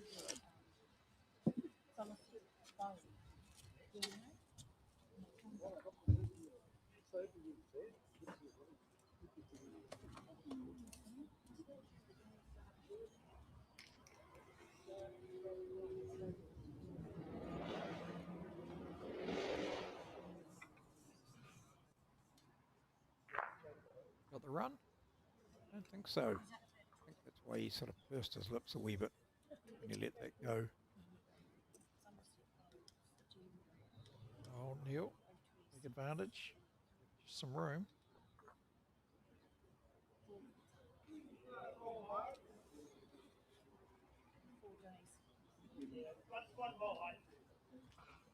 Comes backing well. Line's all right. Yeah, How's the yeah. speed? Let's get him for another shot. No, he does, only just. Yep, that's good. Now you got to beat it. Yep. Down on the mat, you can't see that it's nearly a metre, can you? No, It looks like, it could be sometimes 6 you inches get or up so. there and you go, oh, that looks different only up this end, If doesn't only it? I'd known. Whether he's I added don't- any weight this time either. He hasn't got the line.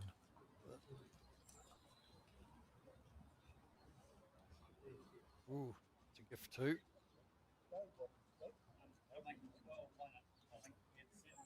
Yeah, the ones hung around the back. And the It was count. 8 to score, but it's like 7 was the score, but it was on the board at 8 to score. Three. I think he's got three. Yeah, Yeah, it's, that back one is. that back one, he didn't kick it. Got 2 last game, 9. Yeah. Public board, is it? Yeah, well, it's 15-8 on the board. We've got 9. Yeah. 2 for 9, unless it was only one. So we're See 9 what and happens 3. here. 12 altogether. Cool. You okay with that? Yeah, that's fine. 12 now, so it was a 3. Was a 3. Yep. Well, Peter Hughes will be kicking himself. I reckon you put that those. See if Neil can keep the jack in play this time. He's put it into the ditch twice so far as he goes for a longer end, wanting to get the jack down to the 2 metre mark. We need to go to the Merv Gibbons School of Jack Throwing. Merv's having a bit of trouble with that at the moment. Oh, is he? Oh, he's mid-80s now, as you know, the grumpy little bugger. Yeah. And he's firing them all over the place. But he can still play. He's going good. Look at that. That's perfect. Deep pack length. Yep. From Ratty, is it? Yep. 2 metres to 2 metre. 2 to 2. Yep. Straight into it. Don't wait for the marker to straighten it up, mate. Just Yeah, get on. straighten it with your Yeah, first bowl. Sure, that's the Just- ideal line always. Just your weight and your green. Right. As it turned out, that weight wasn't bad at all, was it? Hughes has seen that big advantage he had. It was 15 to 7 at one stage. Dropped to 5 over the last 2 ends. 15, 12. Oh, yeah, club. Yeah, won't want that one bet. Very happy with that.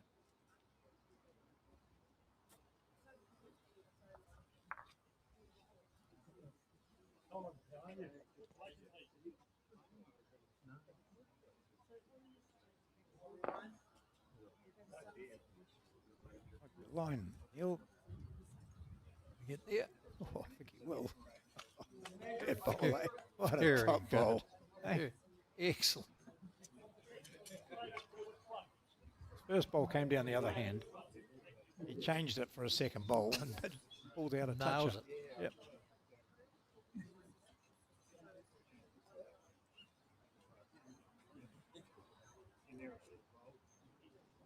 I think I'd like to have that one again. Peter?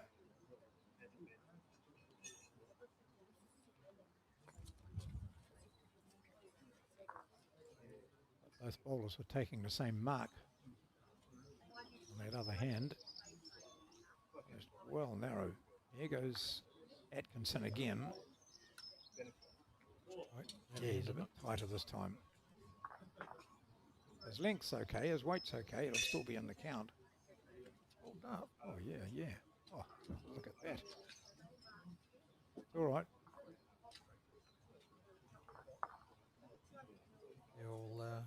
He can't attack that.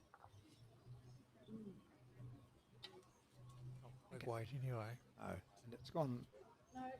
It's a bit shorter than that. He'd be able to use it, an edge on it, wouldn't he? But Yeah, he's got to catch it pretty thick to get it across. Come on down, yeah. right.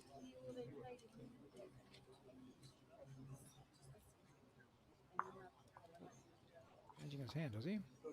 Well, it looks like if he got onto the blue bowl, gets onto red, gets onto jack, Yeah. the angle would create, Yeah. bring that wing one in perhaps. They look about square Yeah. going that way. Well, I'm that's not a, sure. That's a. I don't really want to get too close.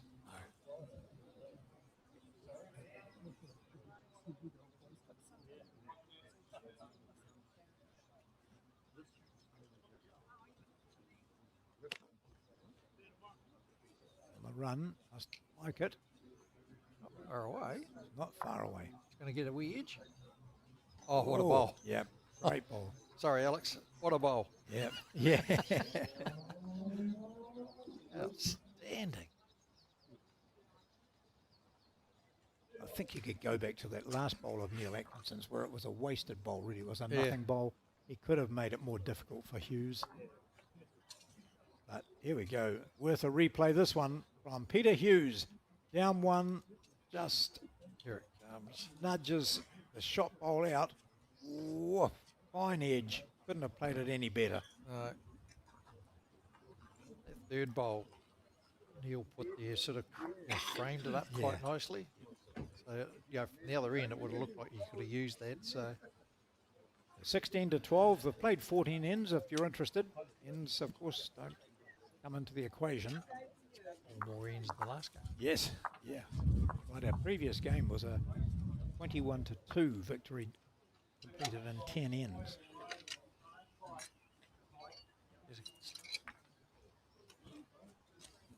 Very good.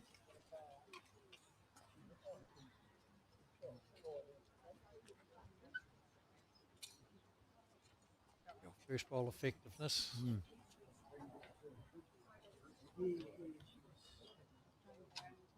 Way back when John Murter was New Zealand coach, and 13. Took you 3 minutes to get off. those balls. Just saying. I don't think it's changed much either, Steve. Any coaching sessions you go to, it's always emphasised. Second shot is a great shot. Second shot, Yeah. Second shot's your friend. Yeah. At times, and sometimes it's good to go down one. How often do you try and make something happen, and all you've done is create an opportunity, or turns to custard, and it costs you more.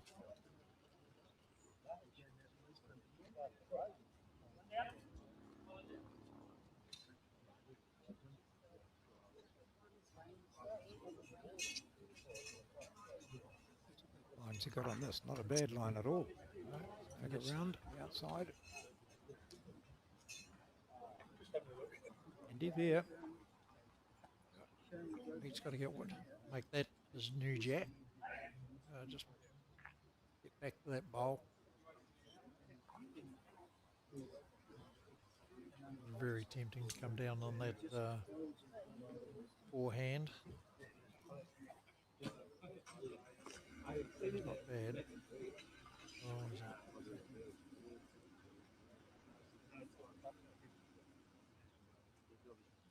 So I don't think helps. He'll be short.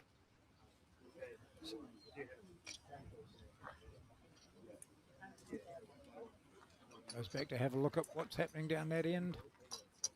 Just a bit high again, I yeah, think. he has too. Those are good position bowls there. Yep. I think his next one will be narrower and slightly quicker. Doesn't need to be slightly Play quicker. anyway, really. Yeah, yeah.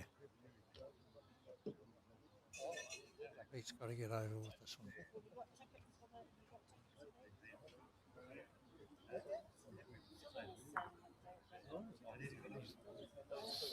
Decided to draw 4. 3 anyway. They could all go. What he's done is he's blocked off that, so Neil needs to be having a more than fun run at this. Yeah. Here he is. Here he goes. Yep. Oh, yeah, Neil, you'll be really annoyed.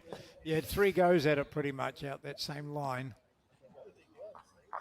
Different weight each time. It was a lovely target for you. Sure he's on the right hand. You're high, you're nothing.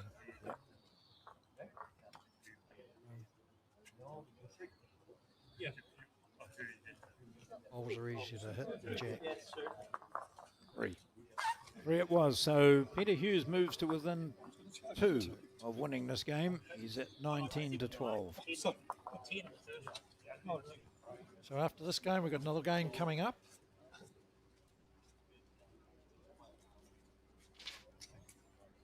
Peter Flurry of Dunedin against Shane Elliot of Edendale. Shane Elliot, legend. Just ask him. Oh, I was going to say in his household. Oh, no, he's not allowed to be that. No. His missus.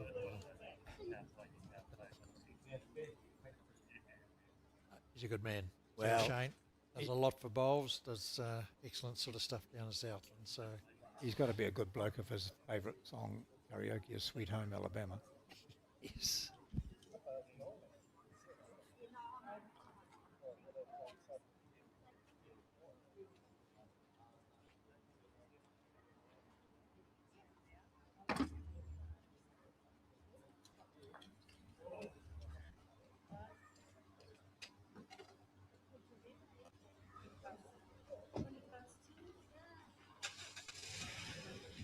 The opening 2 bowls.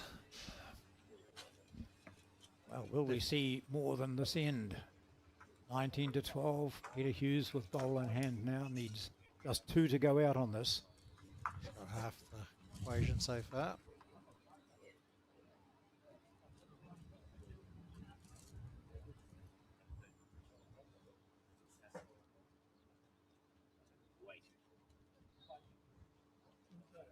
And I thought you were going to pick it up.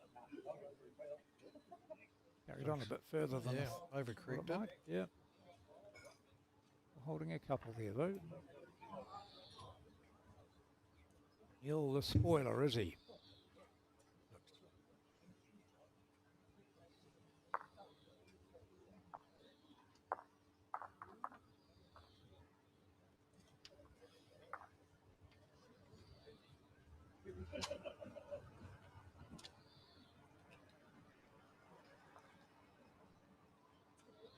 Let's wait. Like 2, is it? Yes, I think so. Which hand's taken a bit of a swing.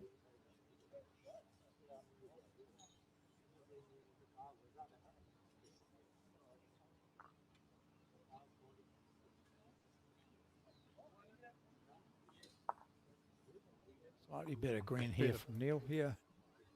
Better. But is it better enough? It is. Very good. Well, he's making Hughes work for it then. Oh, Hughes we would love a grab- wee tickle of the jack here, wouldn't he? Just Well, around you there. can afford to play a foot through because he only needs to move it. If he misses, his foot through will stop.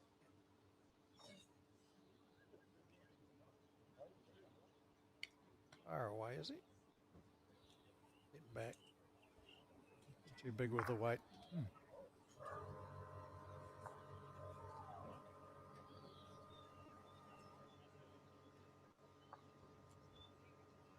Bonus time. Yeah. It's not even wider this time, so this should come home nicely if his weight's there. Looks as though it is, so this will be a second, and if he moves the jack slightly, he might even get a third out of it. Oh, he gets a couple, so nice return, having dropped a disappointing 3 in the previous end. Neil Atkinson scores a 2 on the 16th and remains in this game at 19-14 down. Just remembering, folks, the loser of this game will be out of contention to qualify for post-section play. You're needing 4 wins out of 6. Both these players have 0 wins out of 2 games so far.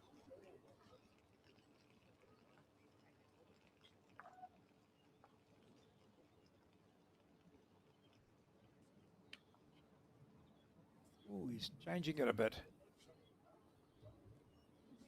The length here, not what Neil Atkinson's preferred. He's generally gone 2 to 2, isn't he? Yeah, or 2 to ditch.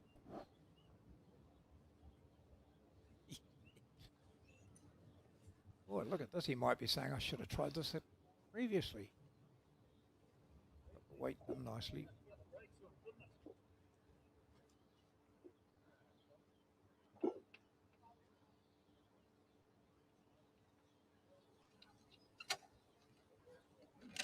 What do you think of the new logo, John, that's coming up on those graphics? Yeah.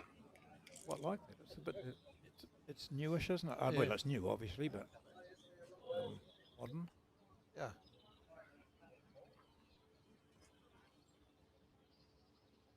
Incorporating the diversity of Bowls New Zealand. Correct. Bowls Aotearoa. Yep. Or Bowls New Zealand, New Zealand. Yeah.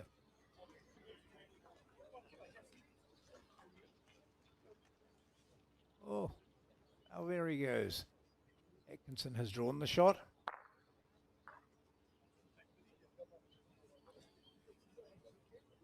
Close enough for Peter to be hearing the footsteps, but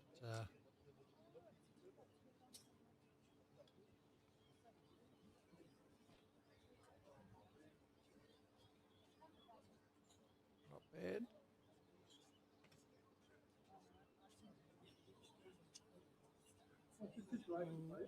no. Looks like it's sitting on the outside of that.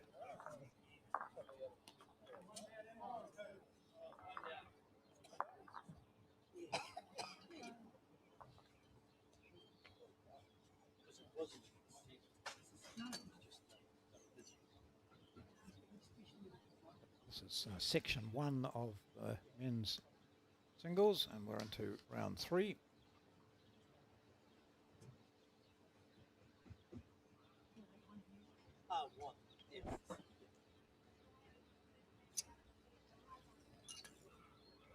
Slight adjustment required by Pete. Got a bowl waiting, so... Oh, no, he isn't. Oh, he's just in behind. Yes, he is. Going to get down. Oh, fair effort. Holding the single.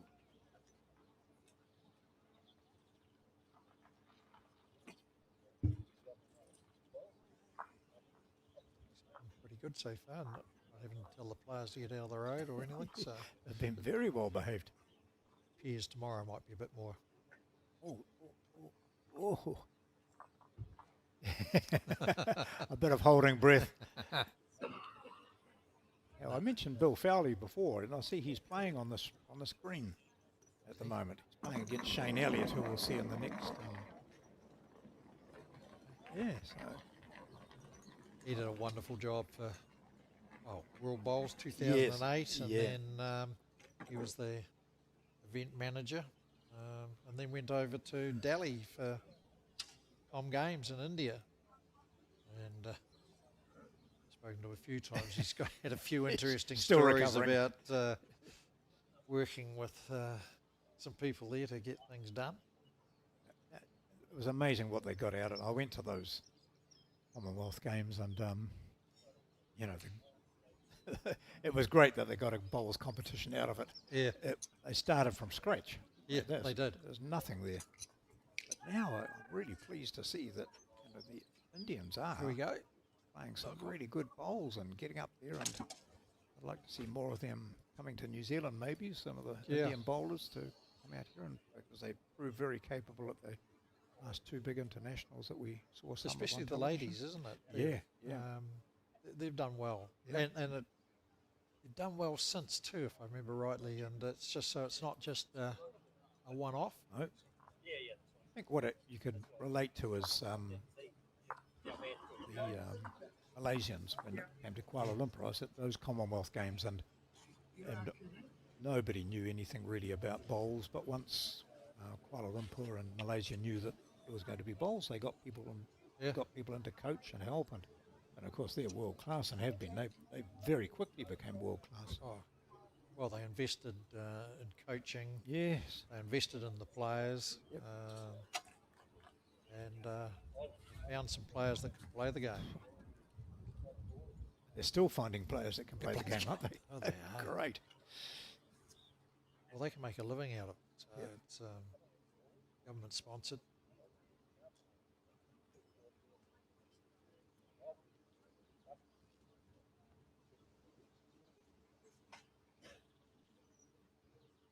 A rogue bowl. Orange bowl is not part of this game. No. It is next door. This was meant to be Jeff McCandless of Arrowtown and John Ford of Hutt. And sometimes those rinks change around as you go on, but that should be okay. So So it certainly should be yeah. who's playing. Certainly saw Ian McLeod of Victoria there playing against Peter Flurry, who we're going to see soon. He's on rink 2 away.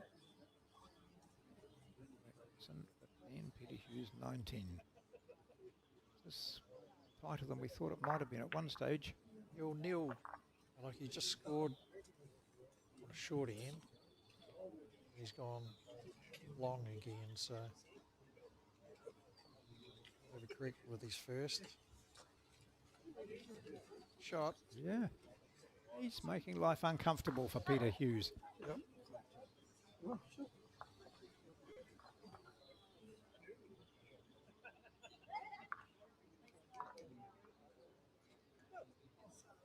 They have bouts of very good heads, or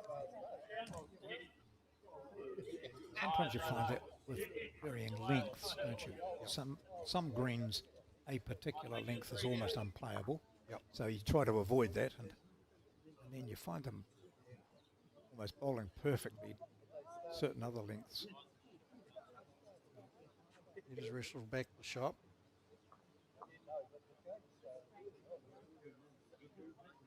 It's going to get down enough. Yeah, Should do. yeah. Question how far past he goes. Just all in, Look at that lollipop going up. Oh, down. yeah.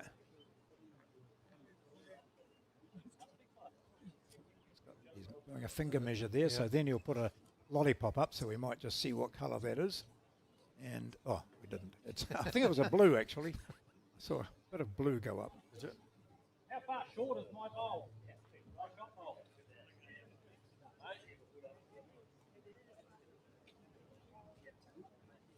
No good for Alex because he's colourblind. Yes, that's right.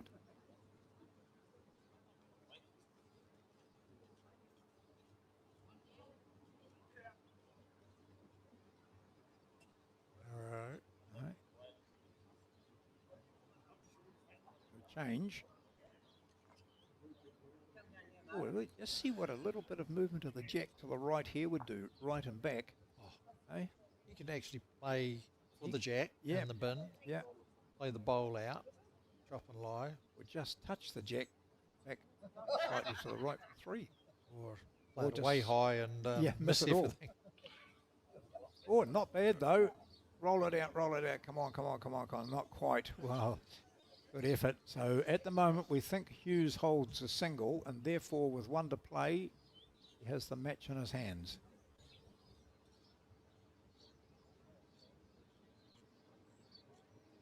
Switch hands here, John, if you're holding. Have a look at it. He is. Must be Yeah, holding. yeah, yeah. Well, you can't give it away. No, on that's this right. hand. Yeah. On the other hand, you can knock something up or Sit on his own sit for on 2. Oh, he's just got to get inside his own one. Yeah. And Yeah. not enough juice. 10 out of 10 for the greening.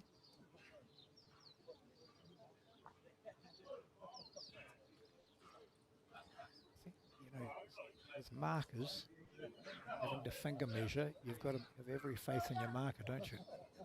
Because he had every right to go up and have a look at it. I'd get down and I'd be measuring. Neil, wouldn't you? Neil, you'd get down and measure, wouldn't you? Come on, Neil. Get the tape down. Make him measure. Yeah, that's it. Good on you. Just don't take the marker's word for it. I like to, in singles early, test the marker, Yeah, who's got shot, yeah, especially if you've had a look and you know it's tight, get their opinion, who they call. And it gives you a certain degree of confidence. Oh, look. I think Neil's got that. You have a go at it. Yeah. Umpire. What a good call. This is an abject lesson in how to handle an end like this. Yep. Where the marker was Just asked, those two. who do you think's gone shot? And he went in and did a finger measure, which are not always accurate. But he gave his opinion. That's what he was asked to do. Marker's got Peter went up and said, yep, I think I've got that, and went and said, are you happy with that? And Neil said, no, I'm not. Yeah. I want to measure this. So he measured and said, I think I've got it. And Peter said, no, let's call it an umpire. So really good example of how to handle an end like this. You'll put his fingers on it as well. He thought he had it. Yeah, it does. Well, when Pete measured, he thought he had it. Yep. Yep. I know when Neil When measured. Neil used the Neil, measure, but yep. I think Pete sort of stood over it and didn't disagree with the... No. He watched them, but, this situation, this is the difference between winning your going to one out. Here we go. He's going to have to do this twice. Yep. New set on the red. Get a good view of it at the stage, so we'll Blue. So good call. All right, so what we had was the marker is actually right. vindicated here, but he's happy with that. Good on him. Neil went down and measured. He thought he had it, but Peter, within his right, said, no, I'd like a second opinion. So Peter gets it and goes to 20.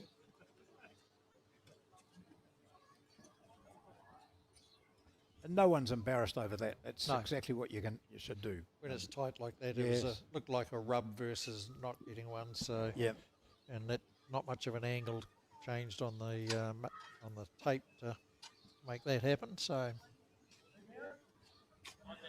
umpire's decision was final.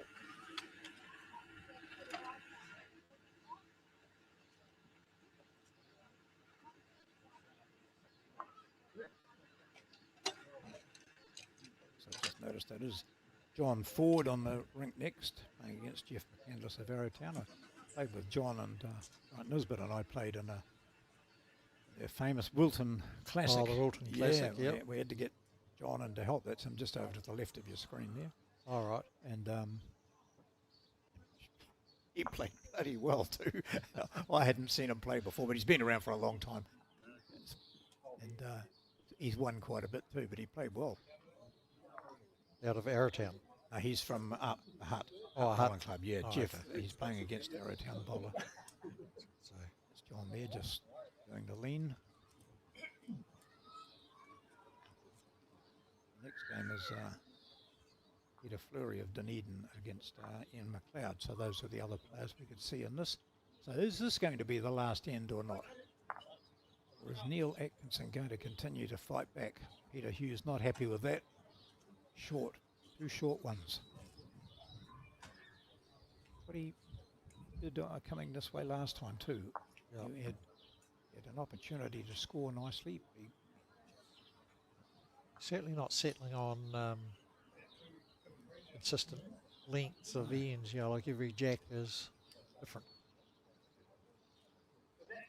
Blue. Yeah. So it is holding. Change your hand.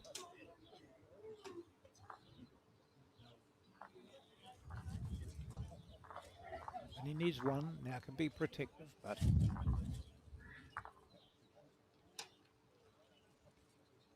going to draw another one. Draw one even closer.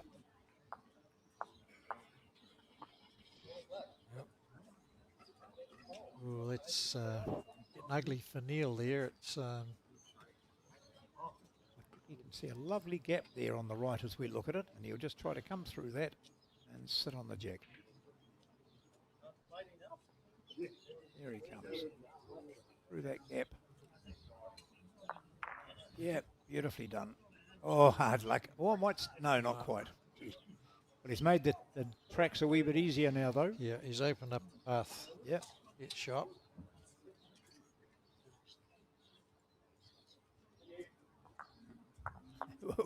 We certainly trust this marker.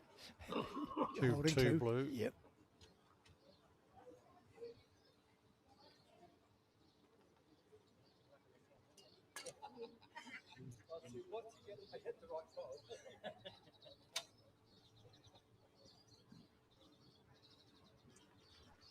Something over the top. It's always good at this stage.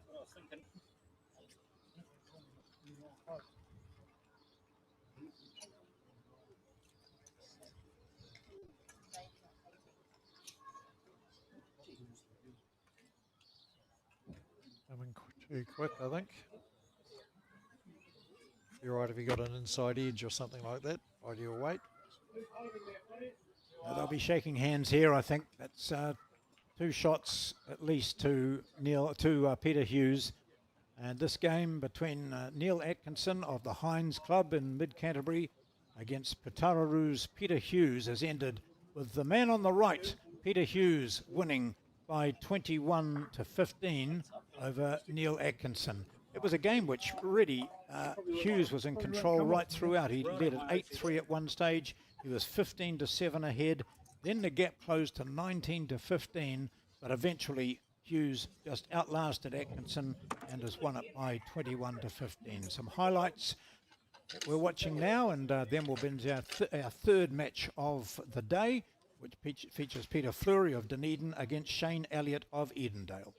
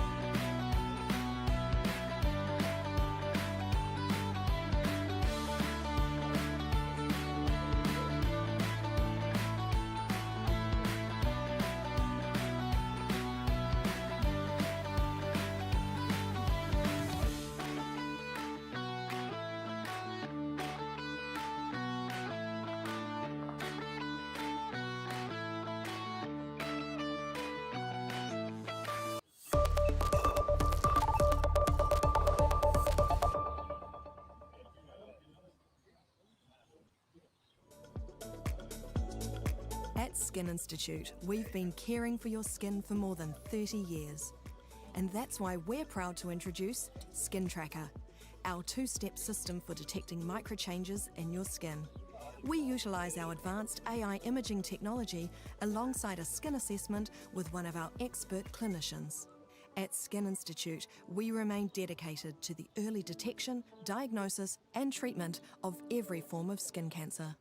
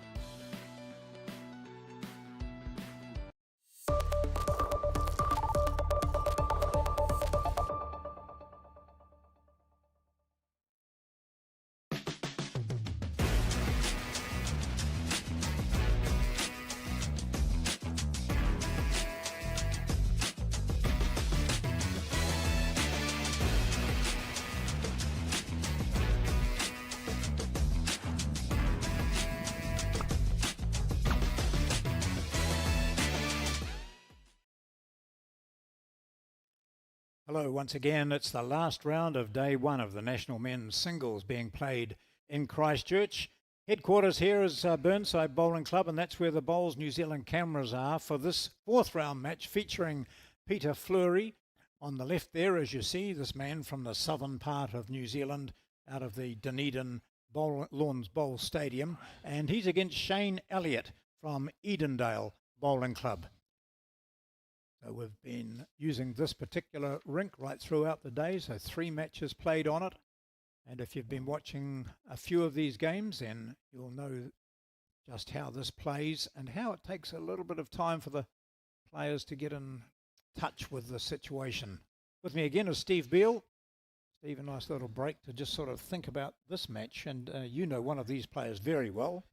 Yes, this like to say young gentleman on the mat there, Shane Elliott, one of the not only top bowlers but top guys out of Southland Bowls. So yeah, been a good mate for a number of years. Yep. So and he can play the game a bit. So he started off the event quite well. So after 3 rounds, he's had a bye plus 2 convincing wins of 21-7 in both those games. So I think those who are fortunate enough to go to down south every year for that big fundraising charity event would know him pretty well.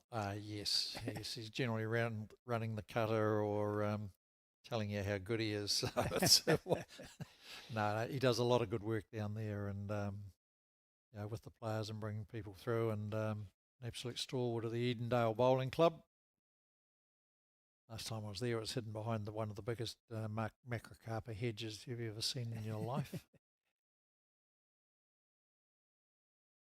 Sneaking this one around that blue bowl of Peter Flurry, who will be on the mat now. And Flurry is not quite so prominent, but has been a handy bowler for the half dozen years he's been playing out of the Dunedin Lawn Bowl Stadium. That's the indoor stadium, which has got that new outdoor green there as well, hasn't it? It looks really impressive. It was the old Tainui green, and it's sort of was it Anderson's Bay Bowling Club sold up and redeveloped there and joined up with the stadium indoor facility, and got themselves quite a little complex there now. So Peter's been one of the prominent junior players. That's players who've been playing less than 6 years. He's into his 6th year now, so just out of his junior ranks. And didn't look all that impressed with this bowl. Yeah. See why. So Shane's playing with the Insight Dreamline XGs, size 4. And we have Pete with the Taylor GTRs.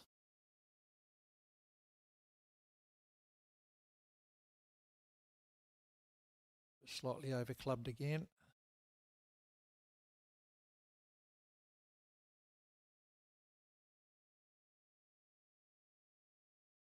So with all these jackets on there, John, it doesn't look might be the greatest day in Christchurch.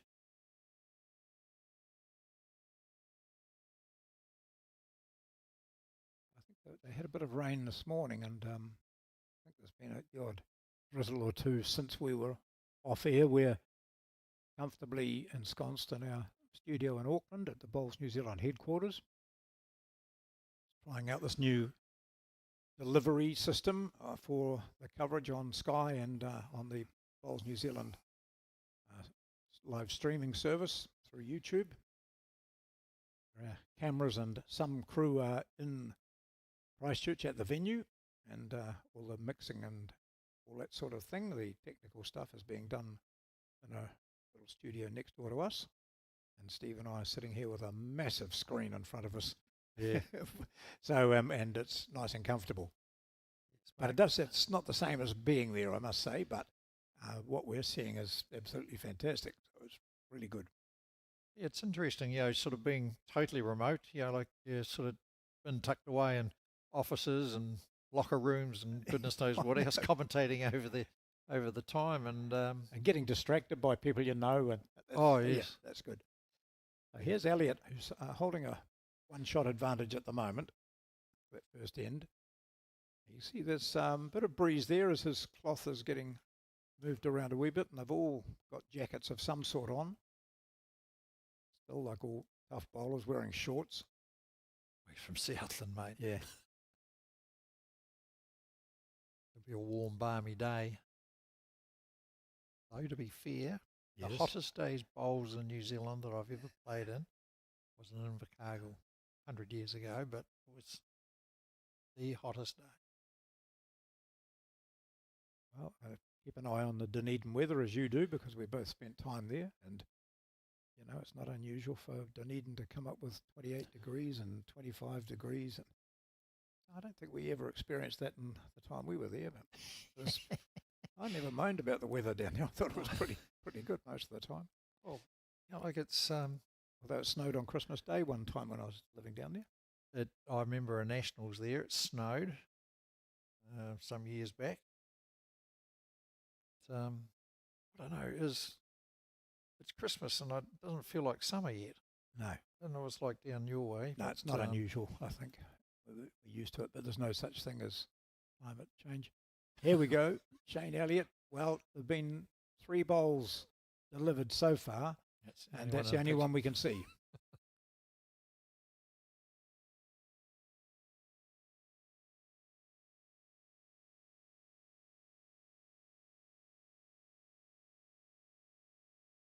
quite likes this, or does he think it's a bit tight? I think it's going to. Yeah. It's a chance of going out of screen.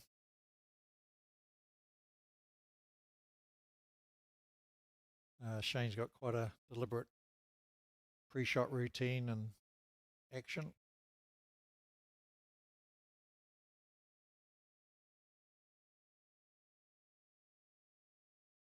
I think that might be just his ordinary grimace after he bowls, because this one looks pretty good, and yet he grimaced. Oh no, he's shaking his head still, so yeah, no. Yeah. He's got high expectations.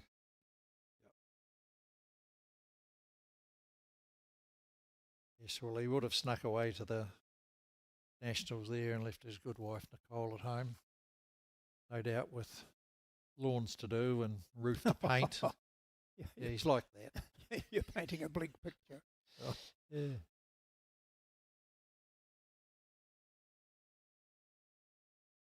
See what the marker indicates, maybe measure. All right, got to be a bit clearer than that from that distance, probably.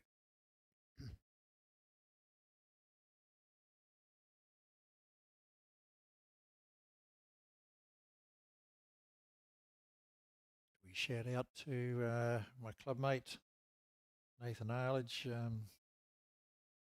bowls Mount Maunganui, managing to get 2 wins out of 2, but his last one was a very good win against Finbar McGuigan.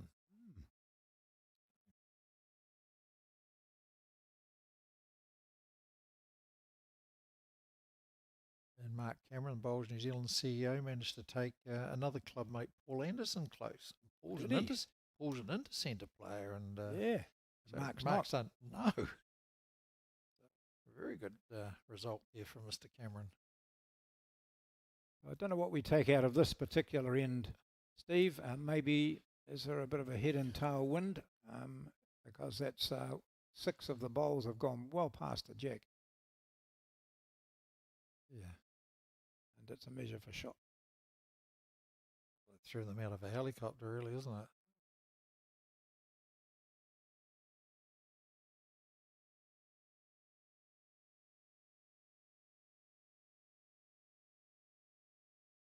We don't know what the marker called on this, do we? I think Easy. Yeah. What are you measuring, Shane? To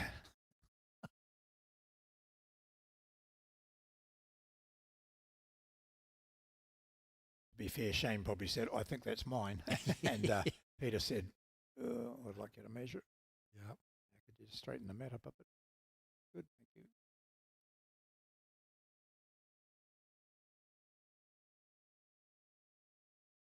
So I think you were quite impressed with both these guys' choices of their karaoke song. Well, particularly Sweet Home Alabama. That's, if that ever comes on when I'm driving or anywhere, or I just put it on my playlist, pump it out.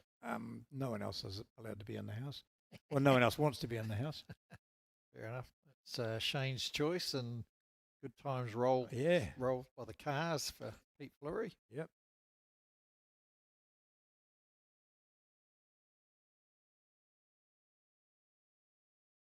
Got all the downhill. So there you go. Must be a gale force wind going one way and stopping it, and behind them on the other way. Let's see what Peter can do.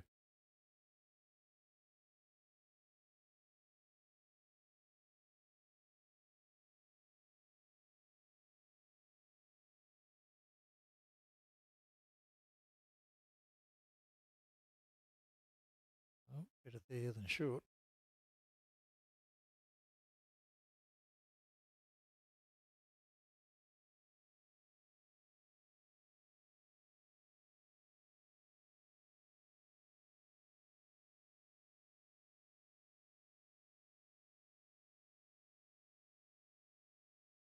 Where is it?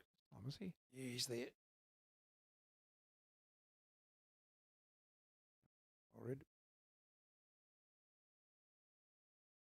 That's those two-toned things. I find them really hard to read. Oh, at times they are, yes. Bought a set of heroes with 6 different colours of blue in it.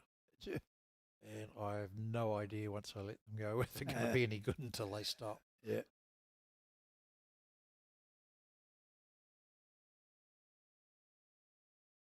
Wonder if they'd sticking with the forehand. Plenty of room to get round it. It's the beauty of these Canterbury greens, and they're so good. Anything even 6 inches short that looks on the draw, you can still draw around it.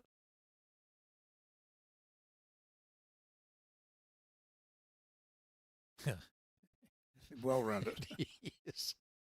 Need to take that much improvement.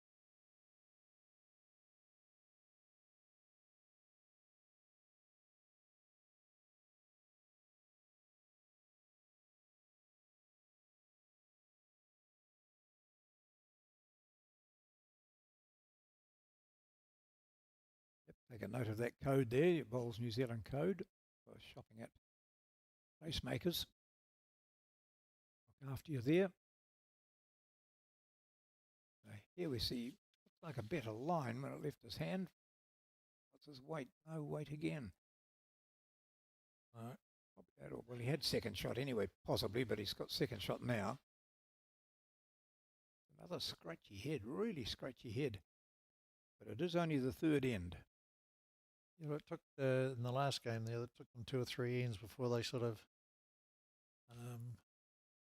latched onto it a lot better. That wind's blowing, it'd be just finding the lines.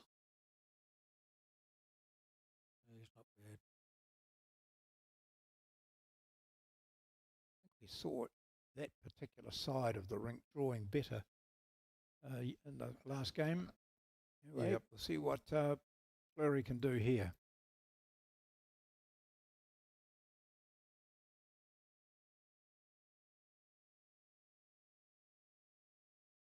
See that big gap there. He's tight. The weight might save him here. No.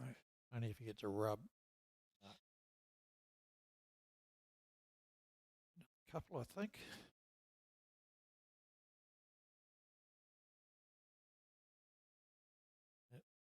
The two pedal. Here's our man from round 1. Yeah. Or round 2, game 1 televised doing the marking. So all the players technically play 4 rounds where they play 3 games and have to mark a round as well. That helps the infrastructure and the clubs providing markers.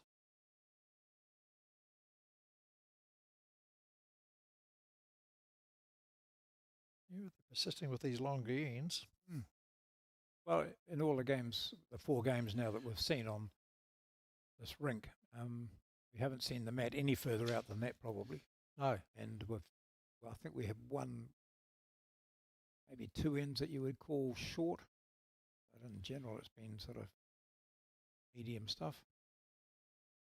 need the Aidan Takaruas and Sheldon Baggery Howleys to be ones for hooking the bat up.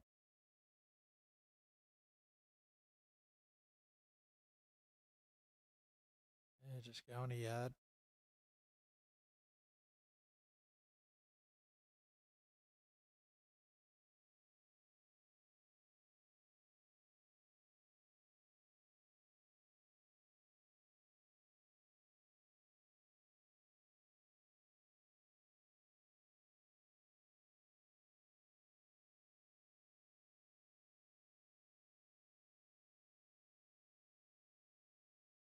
Well, if they can see the correction that's required, it's just a slight amount of green.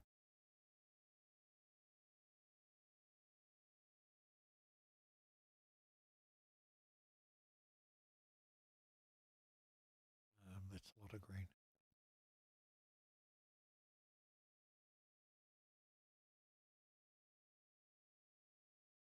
Getting back. Yeah, we've seen that hand play some wide. Some bowls just really take a decent wide green out there. I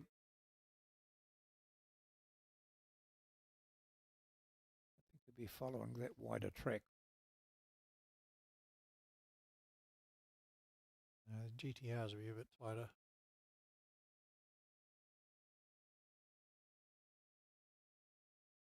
Stop about there, you'd be good.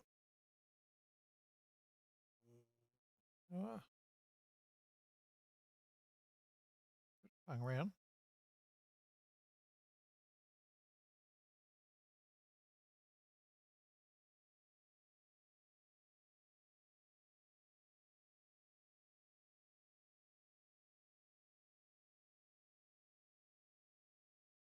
Pick that green again. He needs to cook it. Yep.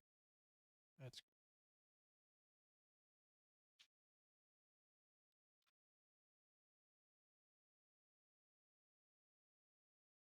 So the players were asked what they like about their particular bowling clubs, and Pete's sort of impressed because he's got that magnificent indoor facility in Dunedin as part of his club, so and he enjoys the people he plays with. Whereas Shane certainly said our club strives to be good people on and off the green, so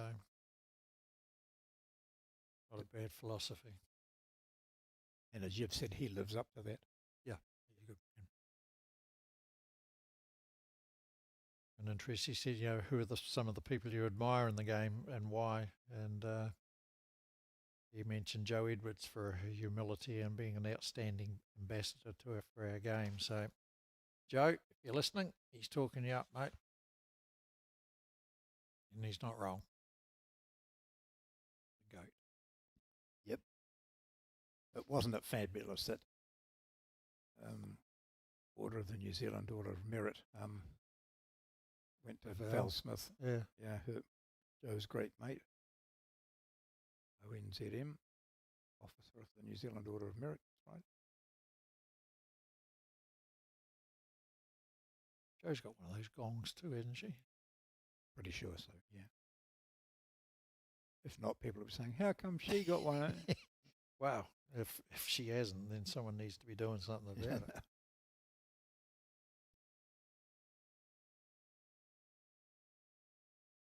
So that 2 for Shane so far. I think so. It looks 2, doesn't it? Peter's sort of there or thereabouts, but not consistent yet. No one's smothering it, are they? No. Where's the lollipop man? He's just shot out of view, but with the way Pete picked that, it's a 2. 6-0. 4 ends played. on our first game today, we had got to 18-0, didn't it? Yep. Yep. Game between Yaxley and Straker earlier today, and there has been a nil result so far in the championships. It's not often you get those, but yeah, at this sort of competition, when you can be as we said, you could be a first-year bowler and play in the nationals, and you could end up playing a world champion. You're right. 6-0, Elliot leading Flurry. This is a fourth round of competition.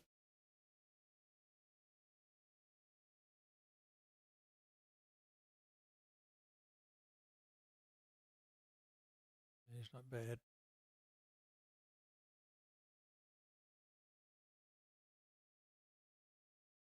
Narrow and heavy.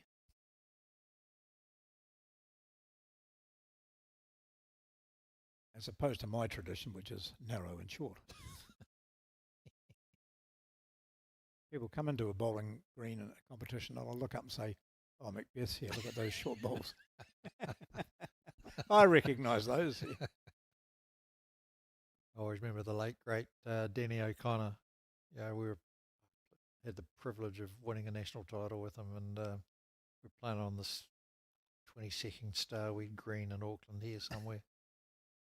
And Danny's short. He goes, mate, they've never made a green fast enough. I can't be short on.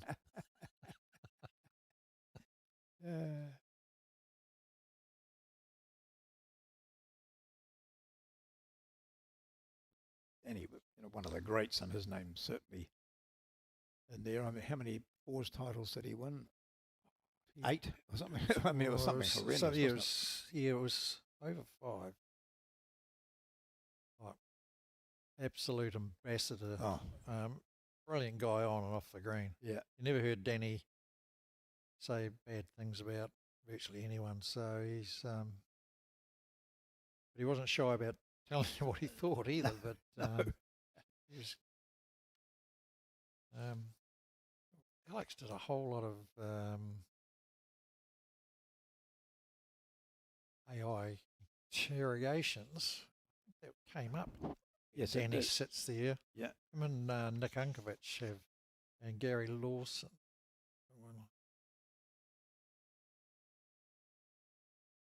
Remember when I hosted the... They won, Danny and Nick Unkovich won 8 fours events. Yeah. 4 nationals, so yeah. that was a good bowler, Shane. Just he made 2 of it. Tucked it around the corner.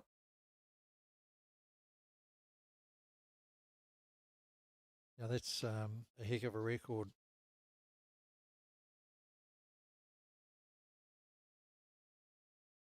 You won something like 5 titles in about 3 years, I think.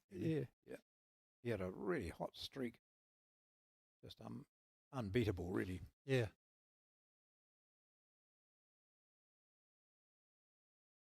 And last year, I was privileged to be asked to attend his inauguration to the Bowls New Zealand Hall of Fame. Yep. And it was good to see Marlene and the 2 girls there accepting the award, and there wasn't too many dry eyes in the place through the evening. It was wonderful to reminisce against the great man, about the great man at least. Yeah, so he won the singles in 83, the pairs in 82, fours in 75, 79, 81, 82, 90, 95 and 2005. Yep. And then he won Star and Bar. to get his 10th. That was 9, and Yep. he got his 10th with Peter Ballas, Lance Tasker, and Gervo, Richard Gervin. Oh, yeah. Yep. Here we go. Here we go. Slide off that. Not quite. Oh, gee. That was a good effort.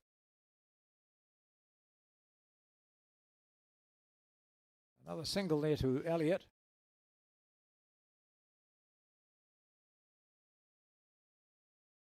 I think it's just starting to warm up a bit, isn't it? Peter Flurry won't be too despondent. Just got to getting on the board's the big part. He's just getting in and there or thereabouts. He's lost his 2 matches to date. So he can't afford to lose this, otherwise he ends up just playing to stop other people qualifying. Yeah. But Elliot's 1-2 and had the bye as well. Sort of rinse and repeat for the men's singles tomorrow with another 3 rounds of play plus a round of marking to do, but there'll be some games after the fourth round that won't need to be played because people have qualified or people can't qualify. So, what about opener started again?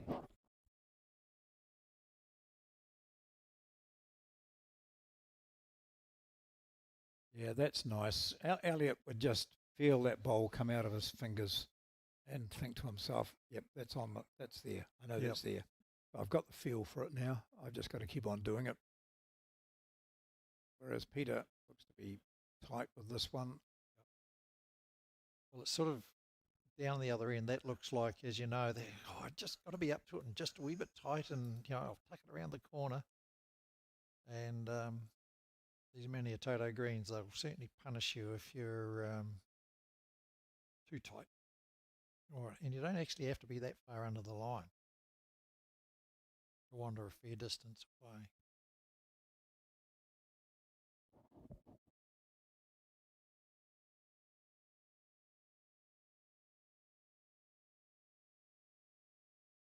Chucking it out on that high line.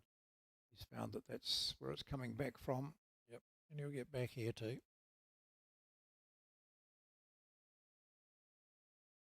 Oh, that's why he's won 6 centre titles down in the very strong Southland Centre. Yeah, it is strong, isn't it, down there? Yeah. Just seem to be able to attract younger players too, don't they? Because a lot of their top quality players are youthful. Well, there are compared to you and me. Yeah, that's right. Yeah. But, we were talking off when we were just having a cup of tea before and talking about how a lot of clubs and centres just don't seem to be able to attract younger players, and yet Southland seem to be quite capable of doing that. yeah. I don't know whether there are big numbers there of young people, and is it one person who's driving this, which is often the case, isn't it? You have one real enthusiastic person who just gets stuck into it. They do have a paid manager for the centre. Yep. Down there. Invercargill Licensing Trust, I know, course, yeah. Pour heck of a lot of money into sport. Yep. They've got a fully covered indoor stadium down there. Oh, a great cycling velodrome and things. So much down there. It's a better line for you, Peter, but you've just overcooked it again. Yeah, so I think that's a big advantage. Yeah. I often think about Southland as being a little part of New Zealand on its own, sort of, divorced from the rest, because it's almost as if they have to do stuff themselves to get what they want. And certainly with areas like the Licensing Trust and the promotion that they have down there, some great promoters of Southland. Their sports facilities are excellent for down there. So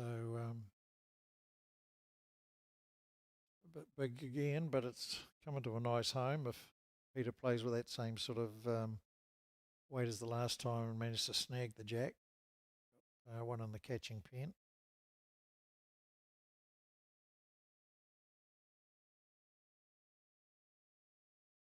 Like he's played a few other sports before he got into bowls, doesn't he?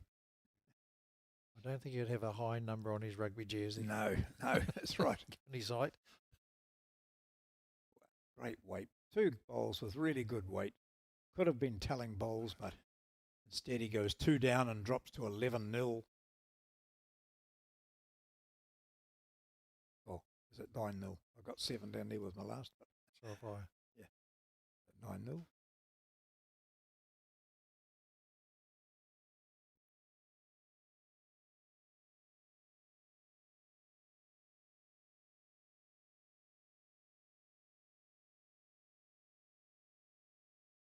Shane delivered and then bolted. Yep, toilet break. Oh, no. Well, Can't if have it was a quick. Yeah. Just went on the side of the green. Oh, yeah.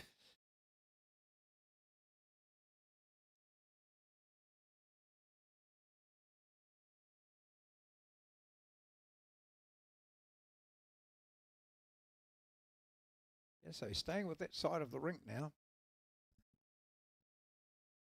Are we allowed to say that? Yeah. Well, he sent it to us. Yes.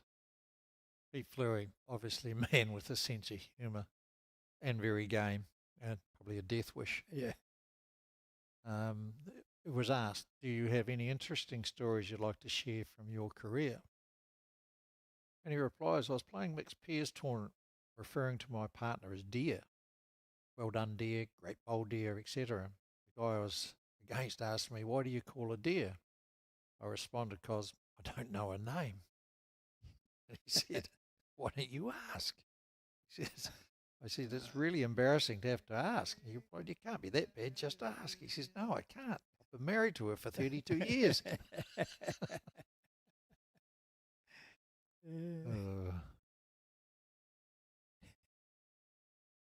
Brave.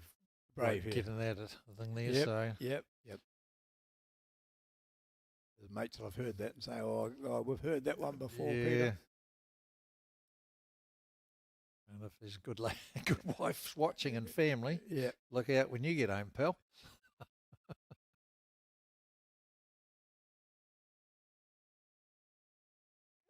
Sneak in here, is he? Right. We Yep. have a couple now. Very good. Yeah. Okay. Was the first time Shane's been under pressure?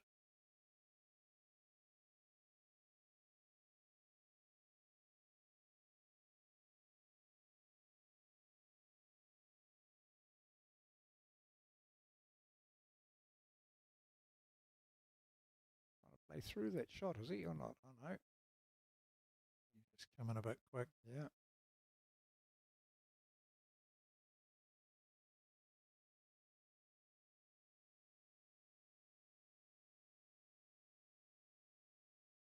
Good on him, playing the same shot again. Yep. There's no reason to change. No. You're only going to get punished if you're tight. Going a bit big.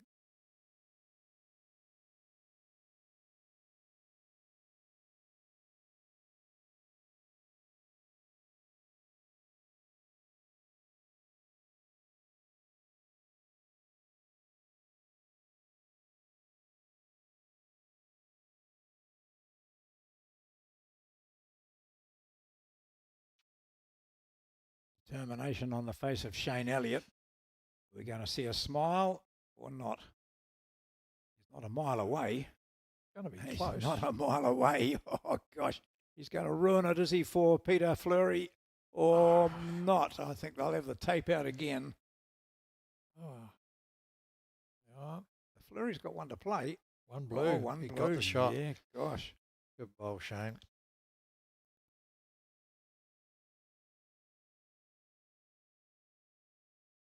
Peter's changed hands on the other side. Sees it better that way. Does he play it better that way? That's a good call. A fair effort there Yeah. for a change. So Hand. nothing changes for Peter Flurry. He remains on 0. And it's now 10-0.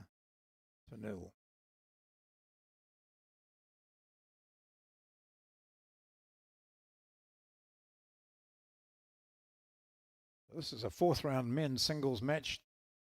There are women's pairs being played at the moment on various screens around the Christchurch area.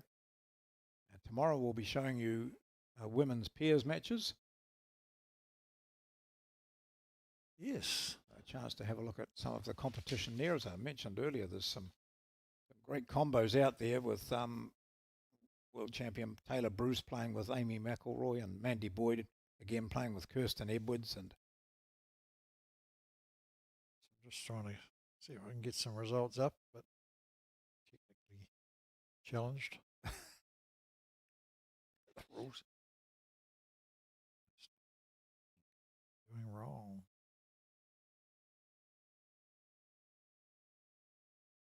this bowl looks all right. It's going to be slightly over from Elliot, but in a good position.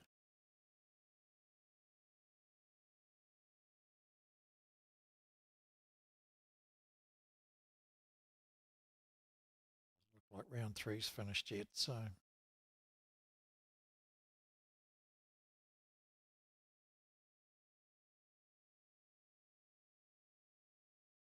No results up yet, but you can follow the progress of people you know or people you don't even know, but are interested on the Bowls New Zealand Hub website. Click on the links there, it takes you through to the Bowls Hub, and you can look at ladders and game by game and get all the information there.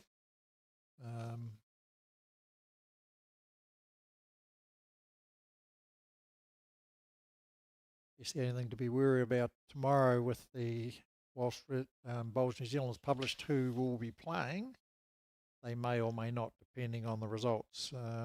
If a game is a dead rubber, they will move a game to be a meaningful game, which is a result. So.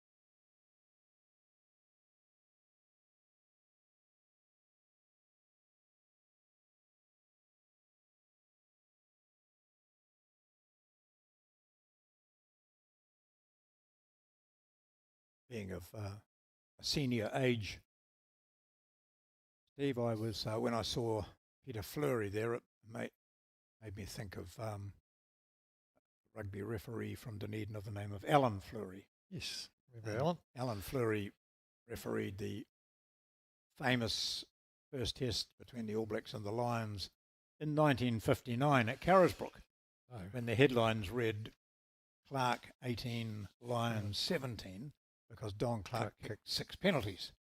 And the referee of the match was Alan Flurry, who was a bank manager in Dunedin at the time. Right. And, he was condemned for it, but when they did a countback, they worked out that he'd actually awarded 20 penalties to each team. Okay. So he was absolutely fair, but in fact, Don Clark even a fair way, and even New Zealanders were upset about it. That was awful. Because the Lions were, I think, the best team that ever came to New Zealand, because they were so attacking and they were great players, and they introduced us to round the corner goal kicking and all that sort of stuff. They were great to watch. I saw them play at Fraser Park in Timaru, and but I remember that, and I thought, oh, this is awful, isn't it? The All Blacks have beaten them by goal kicks, by penalties. Of course, in later years, it became the Lions would do it with drop goals, but Alan Flurry, I wonder, must check with Peter and find out if there's any relation. He probably wouldn't tell us, but he certainly doesn't look like Alan Flurry, who was not as big and broad as Peter. Someone will text through, I'm sure, and say, for goodness sake, Macbeth, you've got it totally wrong. Or they can text me if they know, if you haven't got John's phone number, because it's quite a prestigious number to get. And also, I can't remember the number. Yes. Here's 2 good bowls came in here from Peter Flurry. He's on the board. He is indeed. He's got the mat for the first time. What's he going to do with it? He gets 2 out of that. So Flurry's on the board. Excellent. Just got to figure out what the yellow thing is. Yep. What do I do with it? Unlike in the previous game where Neil Atkinson got the jack and immediately threw it into the ditch. So doesn't look like Flurry has, because he's standing up, wiping his bowl ready. So just down towards the 2-metre mark, he's put that. Straight by the marker. I like these markers. They've all been instructed well by Colin Williams and from Bowls New Zealand and the team from Burnside. Just keep out of the road. Don't get in front of the cameras. Yep. So here's Flurry's opener too. Not bad. Get all of it? That'll do. Just about.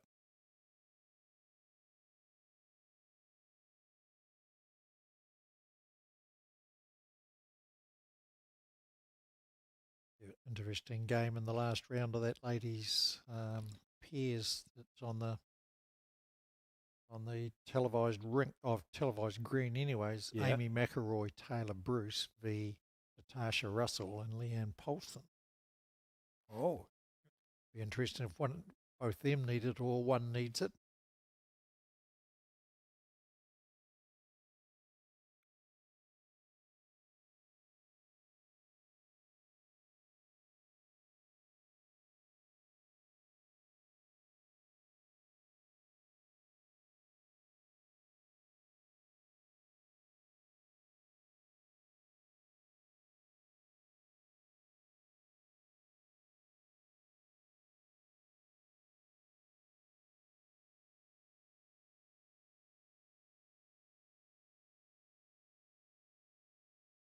Shane just looking for that little bit of improvement on his last bowl.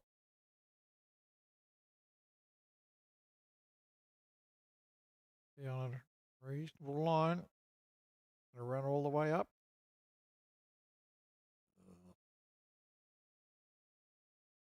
Not quite.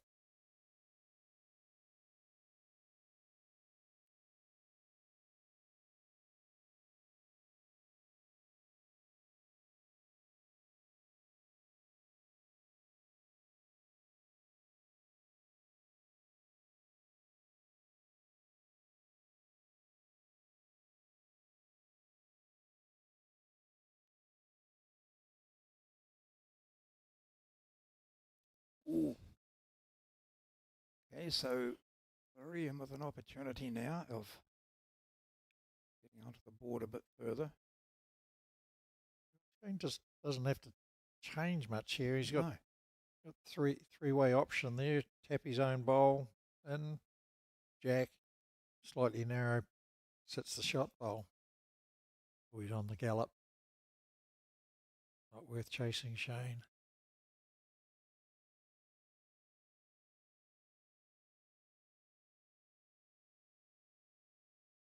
Probably a good weight he was playing with, but just the touch wide.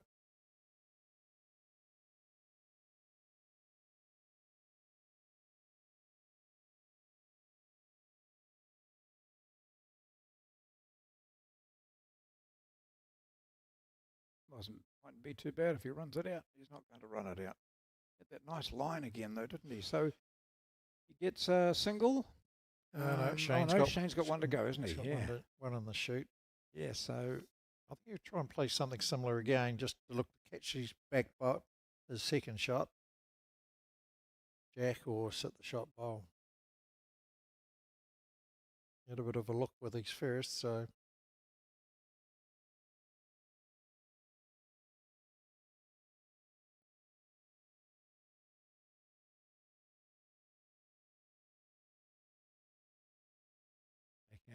backhand, several options, as Steve has mentioned. Jack, shot, push his own up. Let's have a look at that. Here it comes. good line. Yeah. Oh, yeah. Oh, yeah. No, Oh, no. good effort. Yeah. Good effort. So one red lollipop goes up, and that belongs to Peter Flurry, who moves to 3.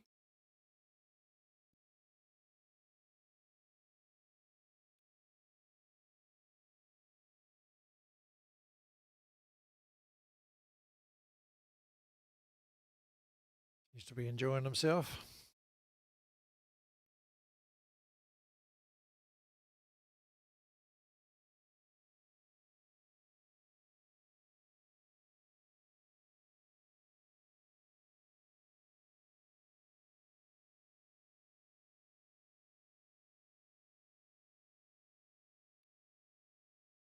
The game's getting through quite quickly, eh, John? So Yeah, I think that's the good thing about singles, isn't it? You know, they're not going to go on forever. no, I mean, tomorrow with the pairs, we might be extending it to the 3-hour time limit for each game. You just don't know. no, that's right. Yes, bowls a wee bit more walking and Yeah. the mandatory mid-court conversation. Yeah.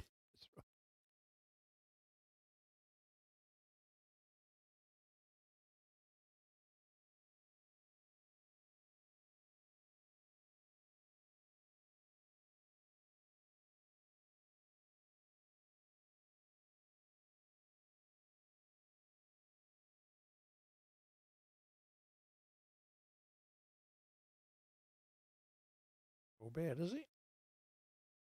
But he gets it out just wide out there, and he brings it into that. Yep. Pretty much to the centre line. Got all of it. So. Yeah.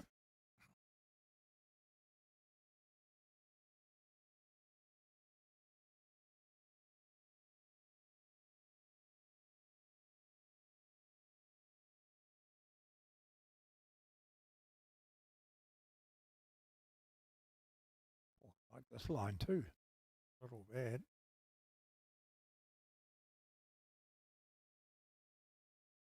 Good ball. Oh, yep. Just no maybe.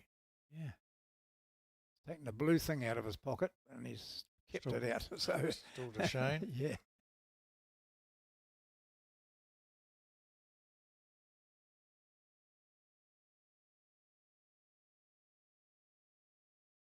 He'll be just looking to get just in behind the jack.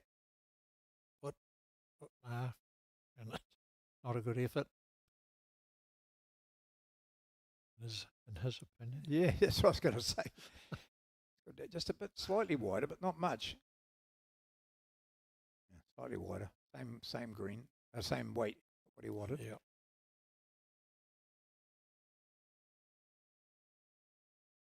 He doesn't have to do much here to change to get a result.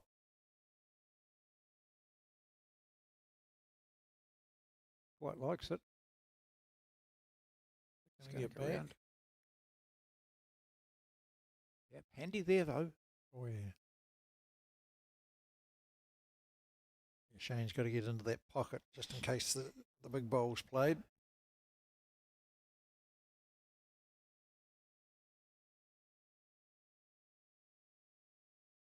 Don't you love singles? Is that your favourite game or not? You Best of prefer the probably team? I prefer the pairs, Do you? Yeah. but probably had more success in the fours. Yes, you have. Yeah, Yeah. yeah. But just the singles advantage of having no one else to.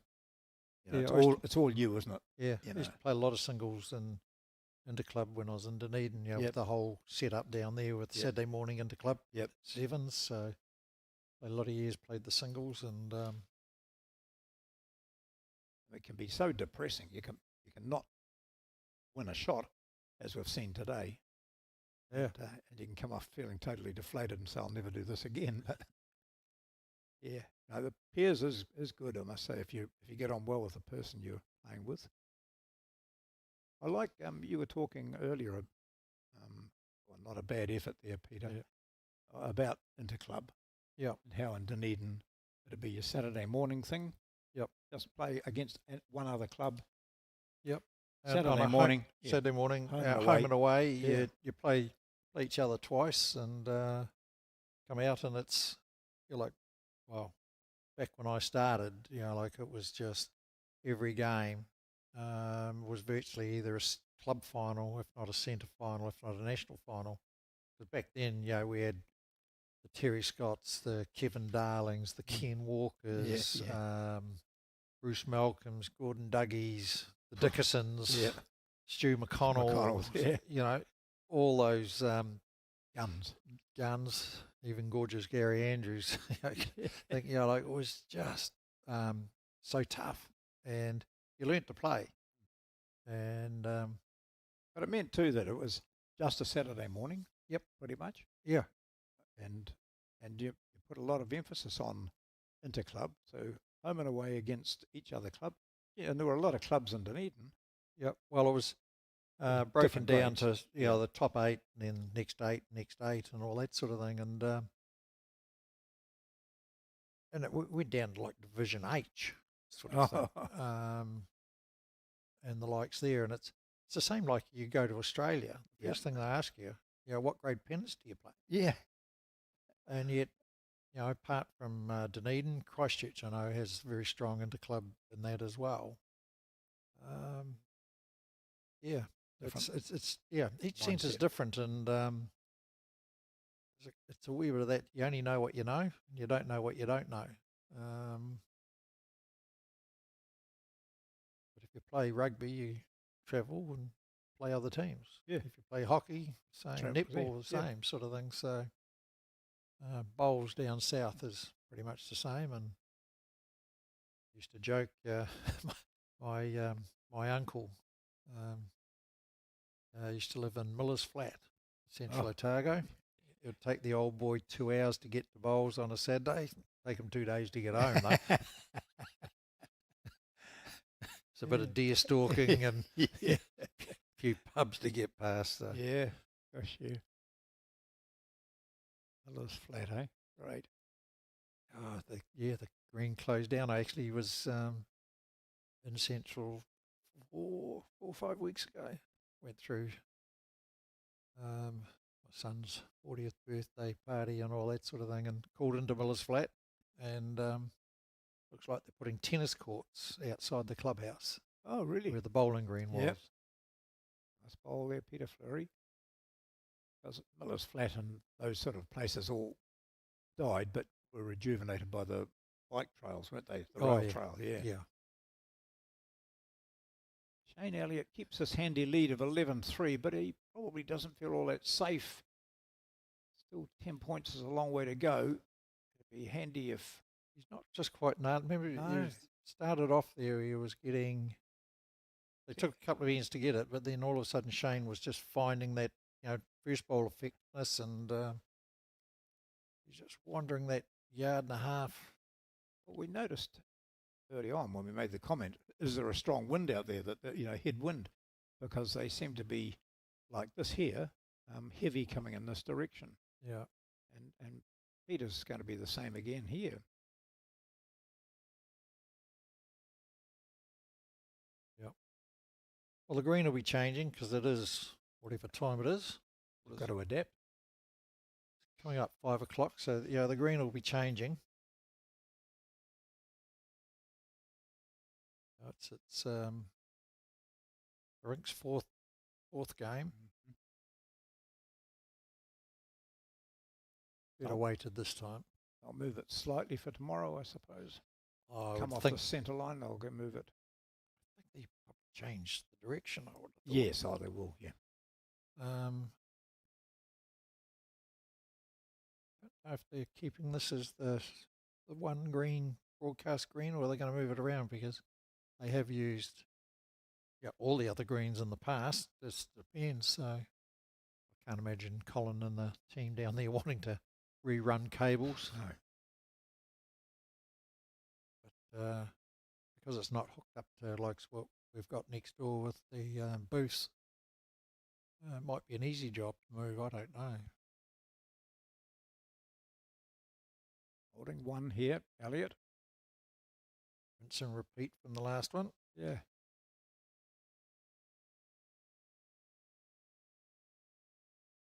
He's not bad.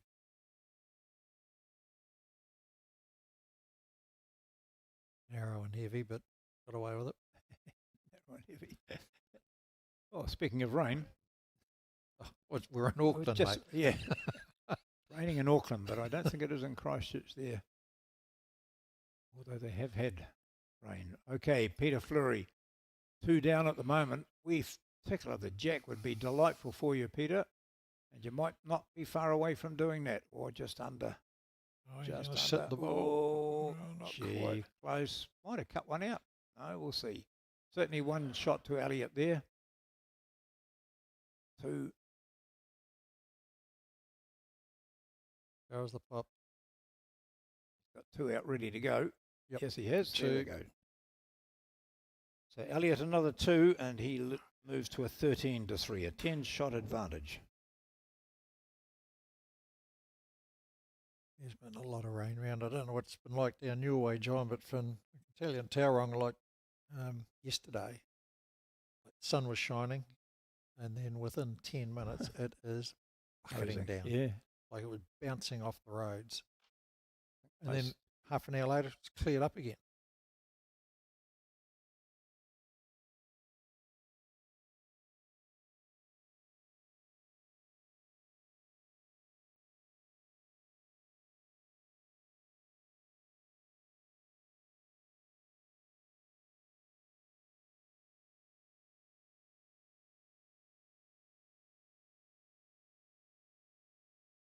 It's a shame playing in sunglasses. I don't know about you, but I cannot play with any glasses on at all. Well, I normally play with the glasses that I wear all the time, because that's why I wear them. I can see better. Yeah, funny that. And I've got some sunglasses that are the same, Oh, prescription. prescription ones, yeah. But I seldom wear sunglasses when I'm playing. But then I thought, why aren't I? Because squinting and it's not good for your eyes. And I just find I lose my depth perception. yeah, well, to be fair, you've got to have some excuse, Of course, don't you? excuse to get longer and And then use you say, more often I now. can't play with a cap on because it gets in my eyes, and Mate, you and I cannot go outside without a hat on. no, that's right, floppy over the ears, or the Alex Reed range of hats. I think that's the way to go. The big wide brimmed. Oh, yeah. Oh, top bowl here. Shane's getting in just enough of these really good bowls to make sure that he's retaining this lead and, be fair to say, dominating most aspects of it. Are you a cap boy or a Mike Kernahan hats floppy? I became a floppy, yeah. In fact, Kernahan's got one of the Raumati Bowling Club floppies, but he wouldn't wear it because he's only got that one that he wears. Oh, yeah. Yeah, it's held together by sellotape and chewing gum, I think. He's had it for a lot of years. One year I got him to come to the Raumati Bowling Club when he was still involved with the Cancer Society. Oh, okay. And we were promoting floppy hats, I said, you've got to wear these rather than caps, and, your ears, look at the tops of your ears. Oh, no, we're right. I said, we'll get these. So we got these floppy ones, and I got Kernahan along to, interviewed him at the club. It was very good, very inspirational, and, he gave us a lot of knowledge, and then, of course, I got him to promote the hats on behalf of the Cancer Society. So no one could decline them then. They had to say, oh, well, if Cancer Society says we should, then we will. But you know what? You know what women are like, of course. They don't want to wear any hats because they'll get bad hair. Bad hair day? Yeah. We heard something in Yes, the background. a bit of background noise coming here. But weren't the worst hats those Millikan, Oh, yeah. the ones that sort of folded up at the back and had they were the ugliest. The Elsie Wilkie and Sispins, all that era had them, era. didn't they? In fact, I've got some photos of them here, which pity we can't show them up, but of those. But of course, they were also wearing the white. Everything was white, and Correct. measured the length of your skirts and that sort of thing.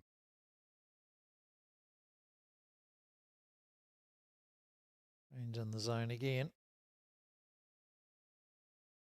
Got this lovely photo in front of me with Siswin Stanley, Irene Foote, Erna Devlin, Nolene Scott, and Elsie Wilkie. They won a wee bit, didn't they? They did, yeah. So that was in the 1970s. In fact, when you look at that, that's some of the greatest players we've ever seen, particularly Wilkie and Win Stanley. Oh, So those are those hats you were talking about too, aren't they? yeah. Yeah, we can't describe them, but you know what we're talking about. Why don't you, if you're interested, Google Bowls Hats New Zealand 1970s. So two good shots here from Shane Elliot. He's just, as I said, doing enough, just holding off any attempted recovery from Peter Flurry. 15-3. Yes, when I was working with Bowls New Zealand, they had the part of the thing we visited clubs and bits and pieces, and going over to the old Matamata club, and the memorabilia in there for women's bowls was unbelievable. But you couldn't put a postage stamp on the wall because it was It's just full. covered. They even had stuff stuck on the ceiling. It was just absolute amazing, but a real shrine to the powerhouse that that area was back in the day. You happy with this one, Shane? Oh, no, not really.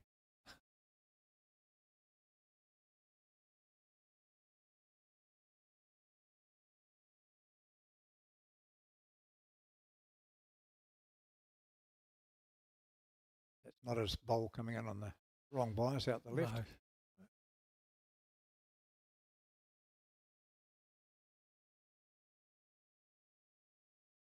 Well, Pete, just again, yeah, just a foot or two. That's all it is.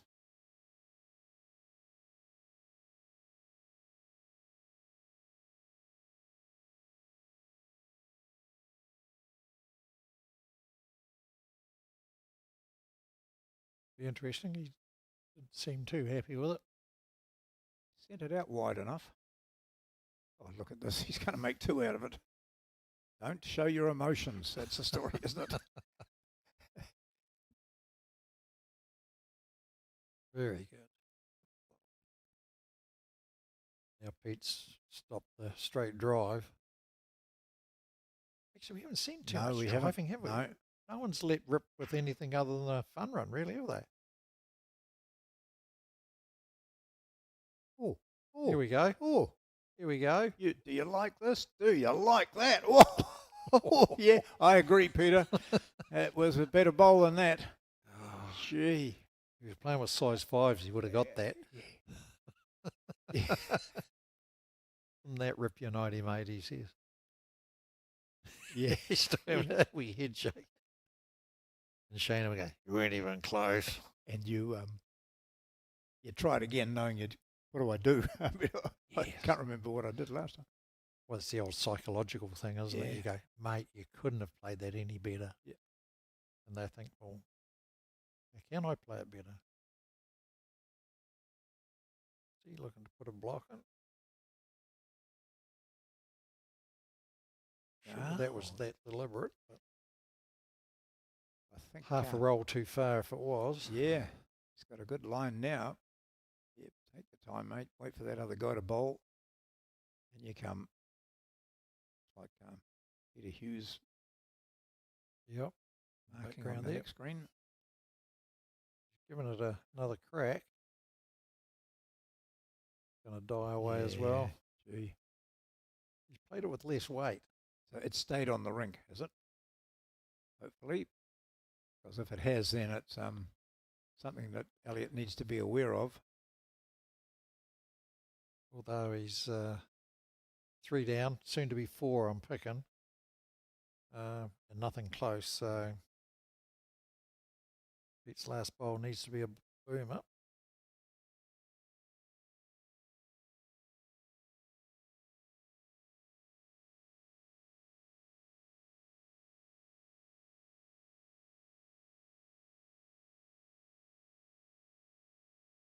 Oh, half a roll Yeah, again. I agree. I think he said that famous 4-letter word then. Yes. He knows that he has. Heck. He's still got the shot that he was looking at before. Still Yeah. there, isn't it? Yeah, let's have a look. Ooh. He's going to hang high, I think, is he? Oh, gonna reach. Gee. Oh dear. The only thing he didn't want to be was short there. Yeah. And he drops 4, and so all of a sudden, it's Shane Elliott On the looking very springboard. close to taking this game out. So the highest points we'd seen on any one end was a 2 up until this. So it's been, while the score hasn't been close, it's been a close match. So Elliott with 2 to go out.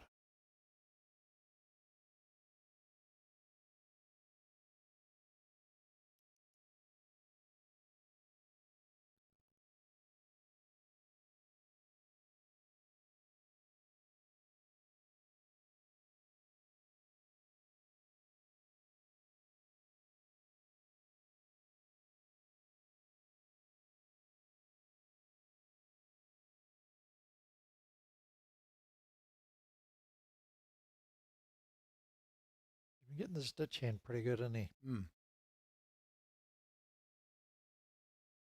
Not so sure about this one. Don't know why.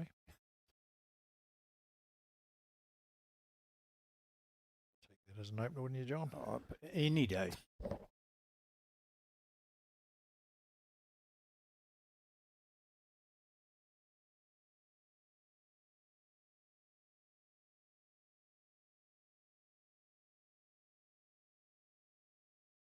Two completely different hands, aren't they, really? Yep.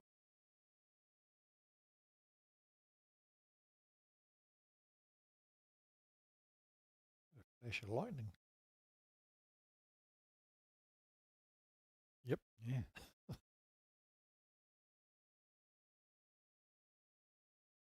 That's coming through the microphones or not. The viewers can hear it. It's, Thunder. thunder and lightning here. It's in Auckland, sunny Auckland.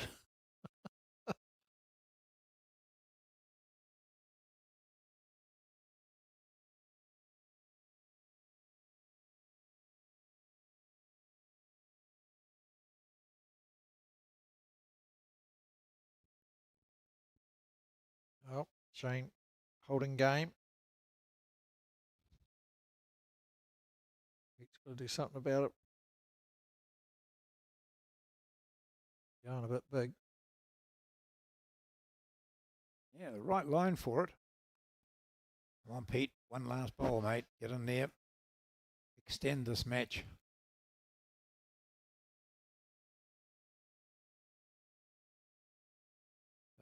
Flurry has lost his two previous games.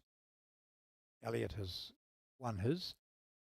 4 wins to qualify. He'll be well on the way to qualifying if he can continue on and win this. Yep.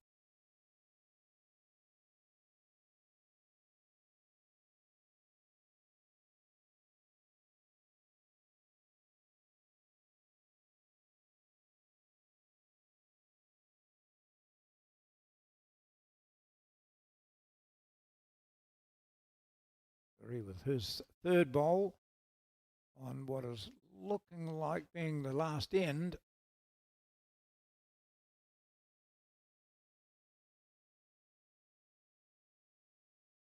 Great weight.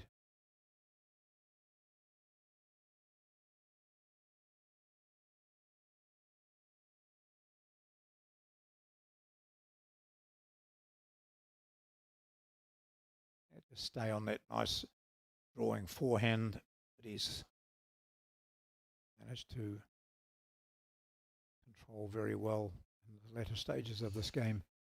Yes. Holding 2. He doesn't want to go anywhere near it, actually. No, well, he's holding. He's holding game, so Yeah. you know, Pete's got to do something. Well, his weight was perfect with his last. He's got one to go. This could be the final bowl of this match. Peter Flurry of Dunedin Lawn Bowl Stadium, Shane Elliot of Edendale Bowling Club down south. Not a bad line. What's his weight like? What's his weight? Oh, he doesn't make or doesn't. No.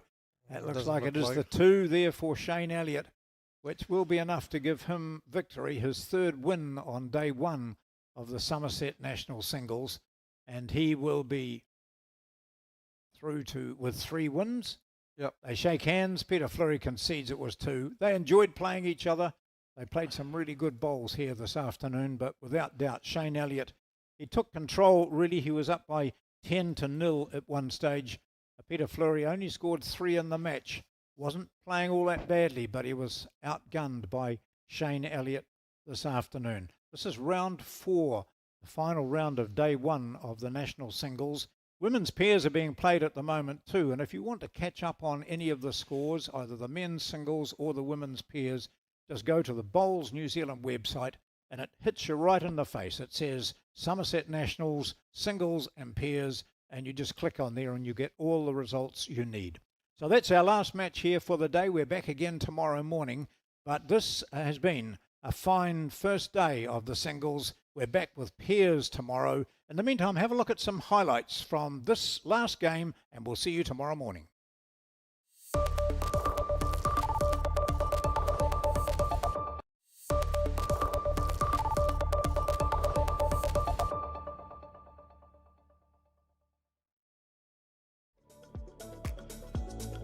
At Skin Institute, we've been caring for your skin for more than 30 years. And that's why we're proud to introduce Skin Tracker, our 2-step system for detecting microchanges in your skin. We utilise our advanced AI imaging technology alongside a skin assessment with one of our expert clinicians.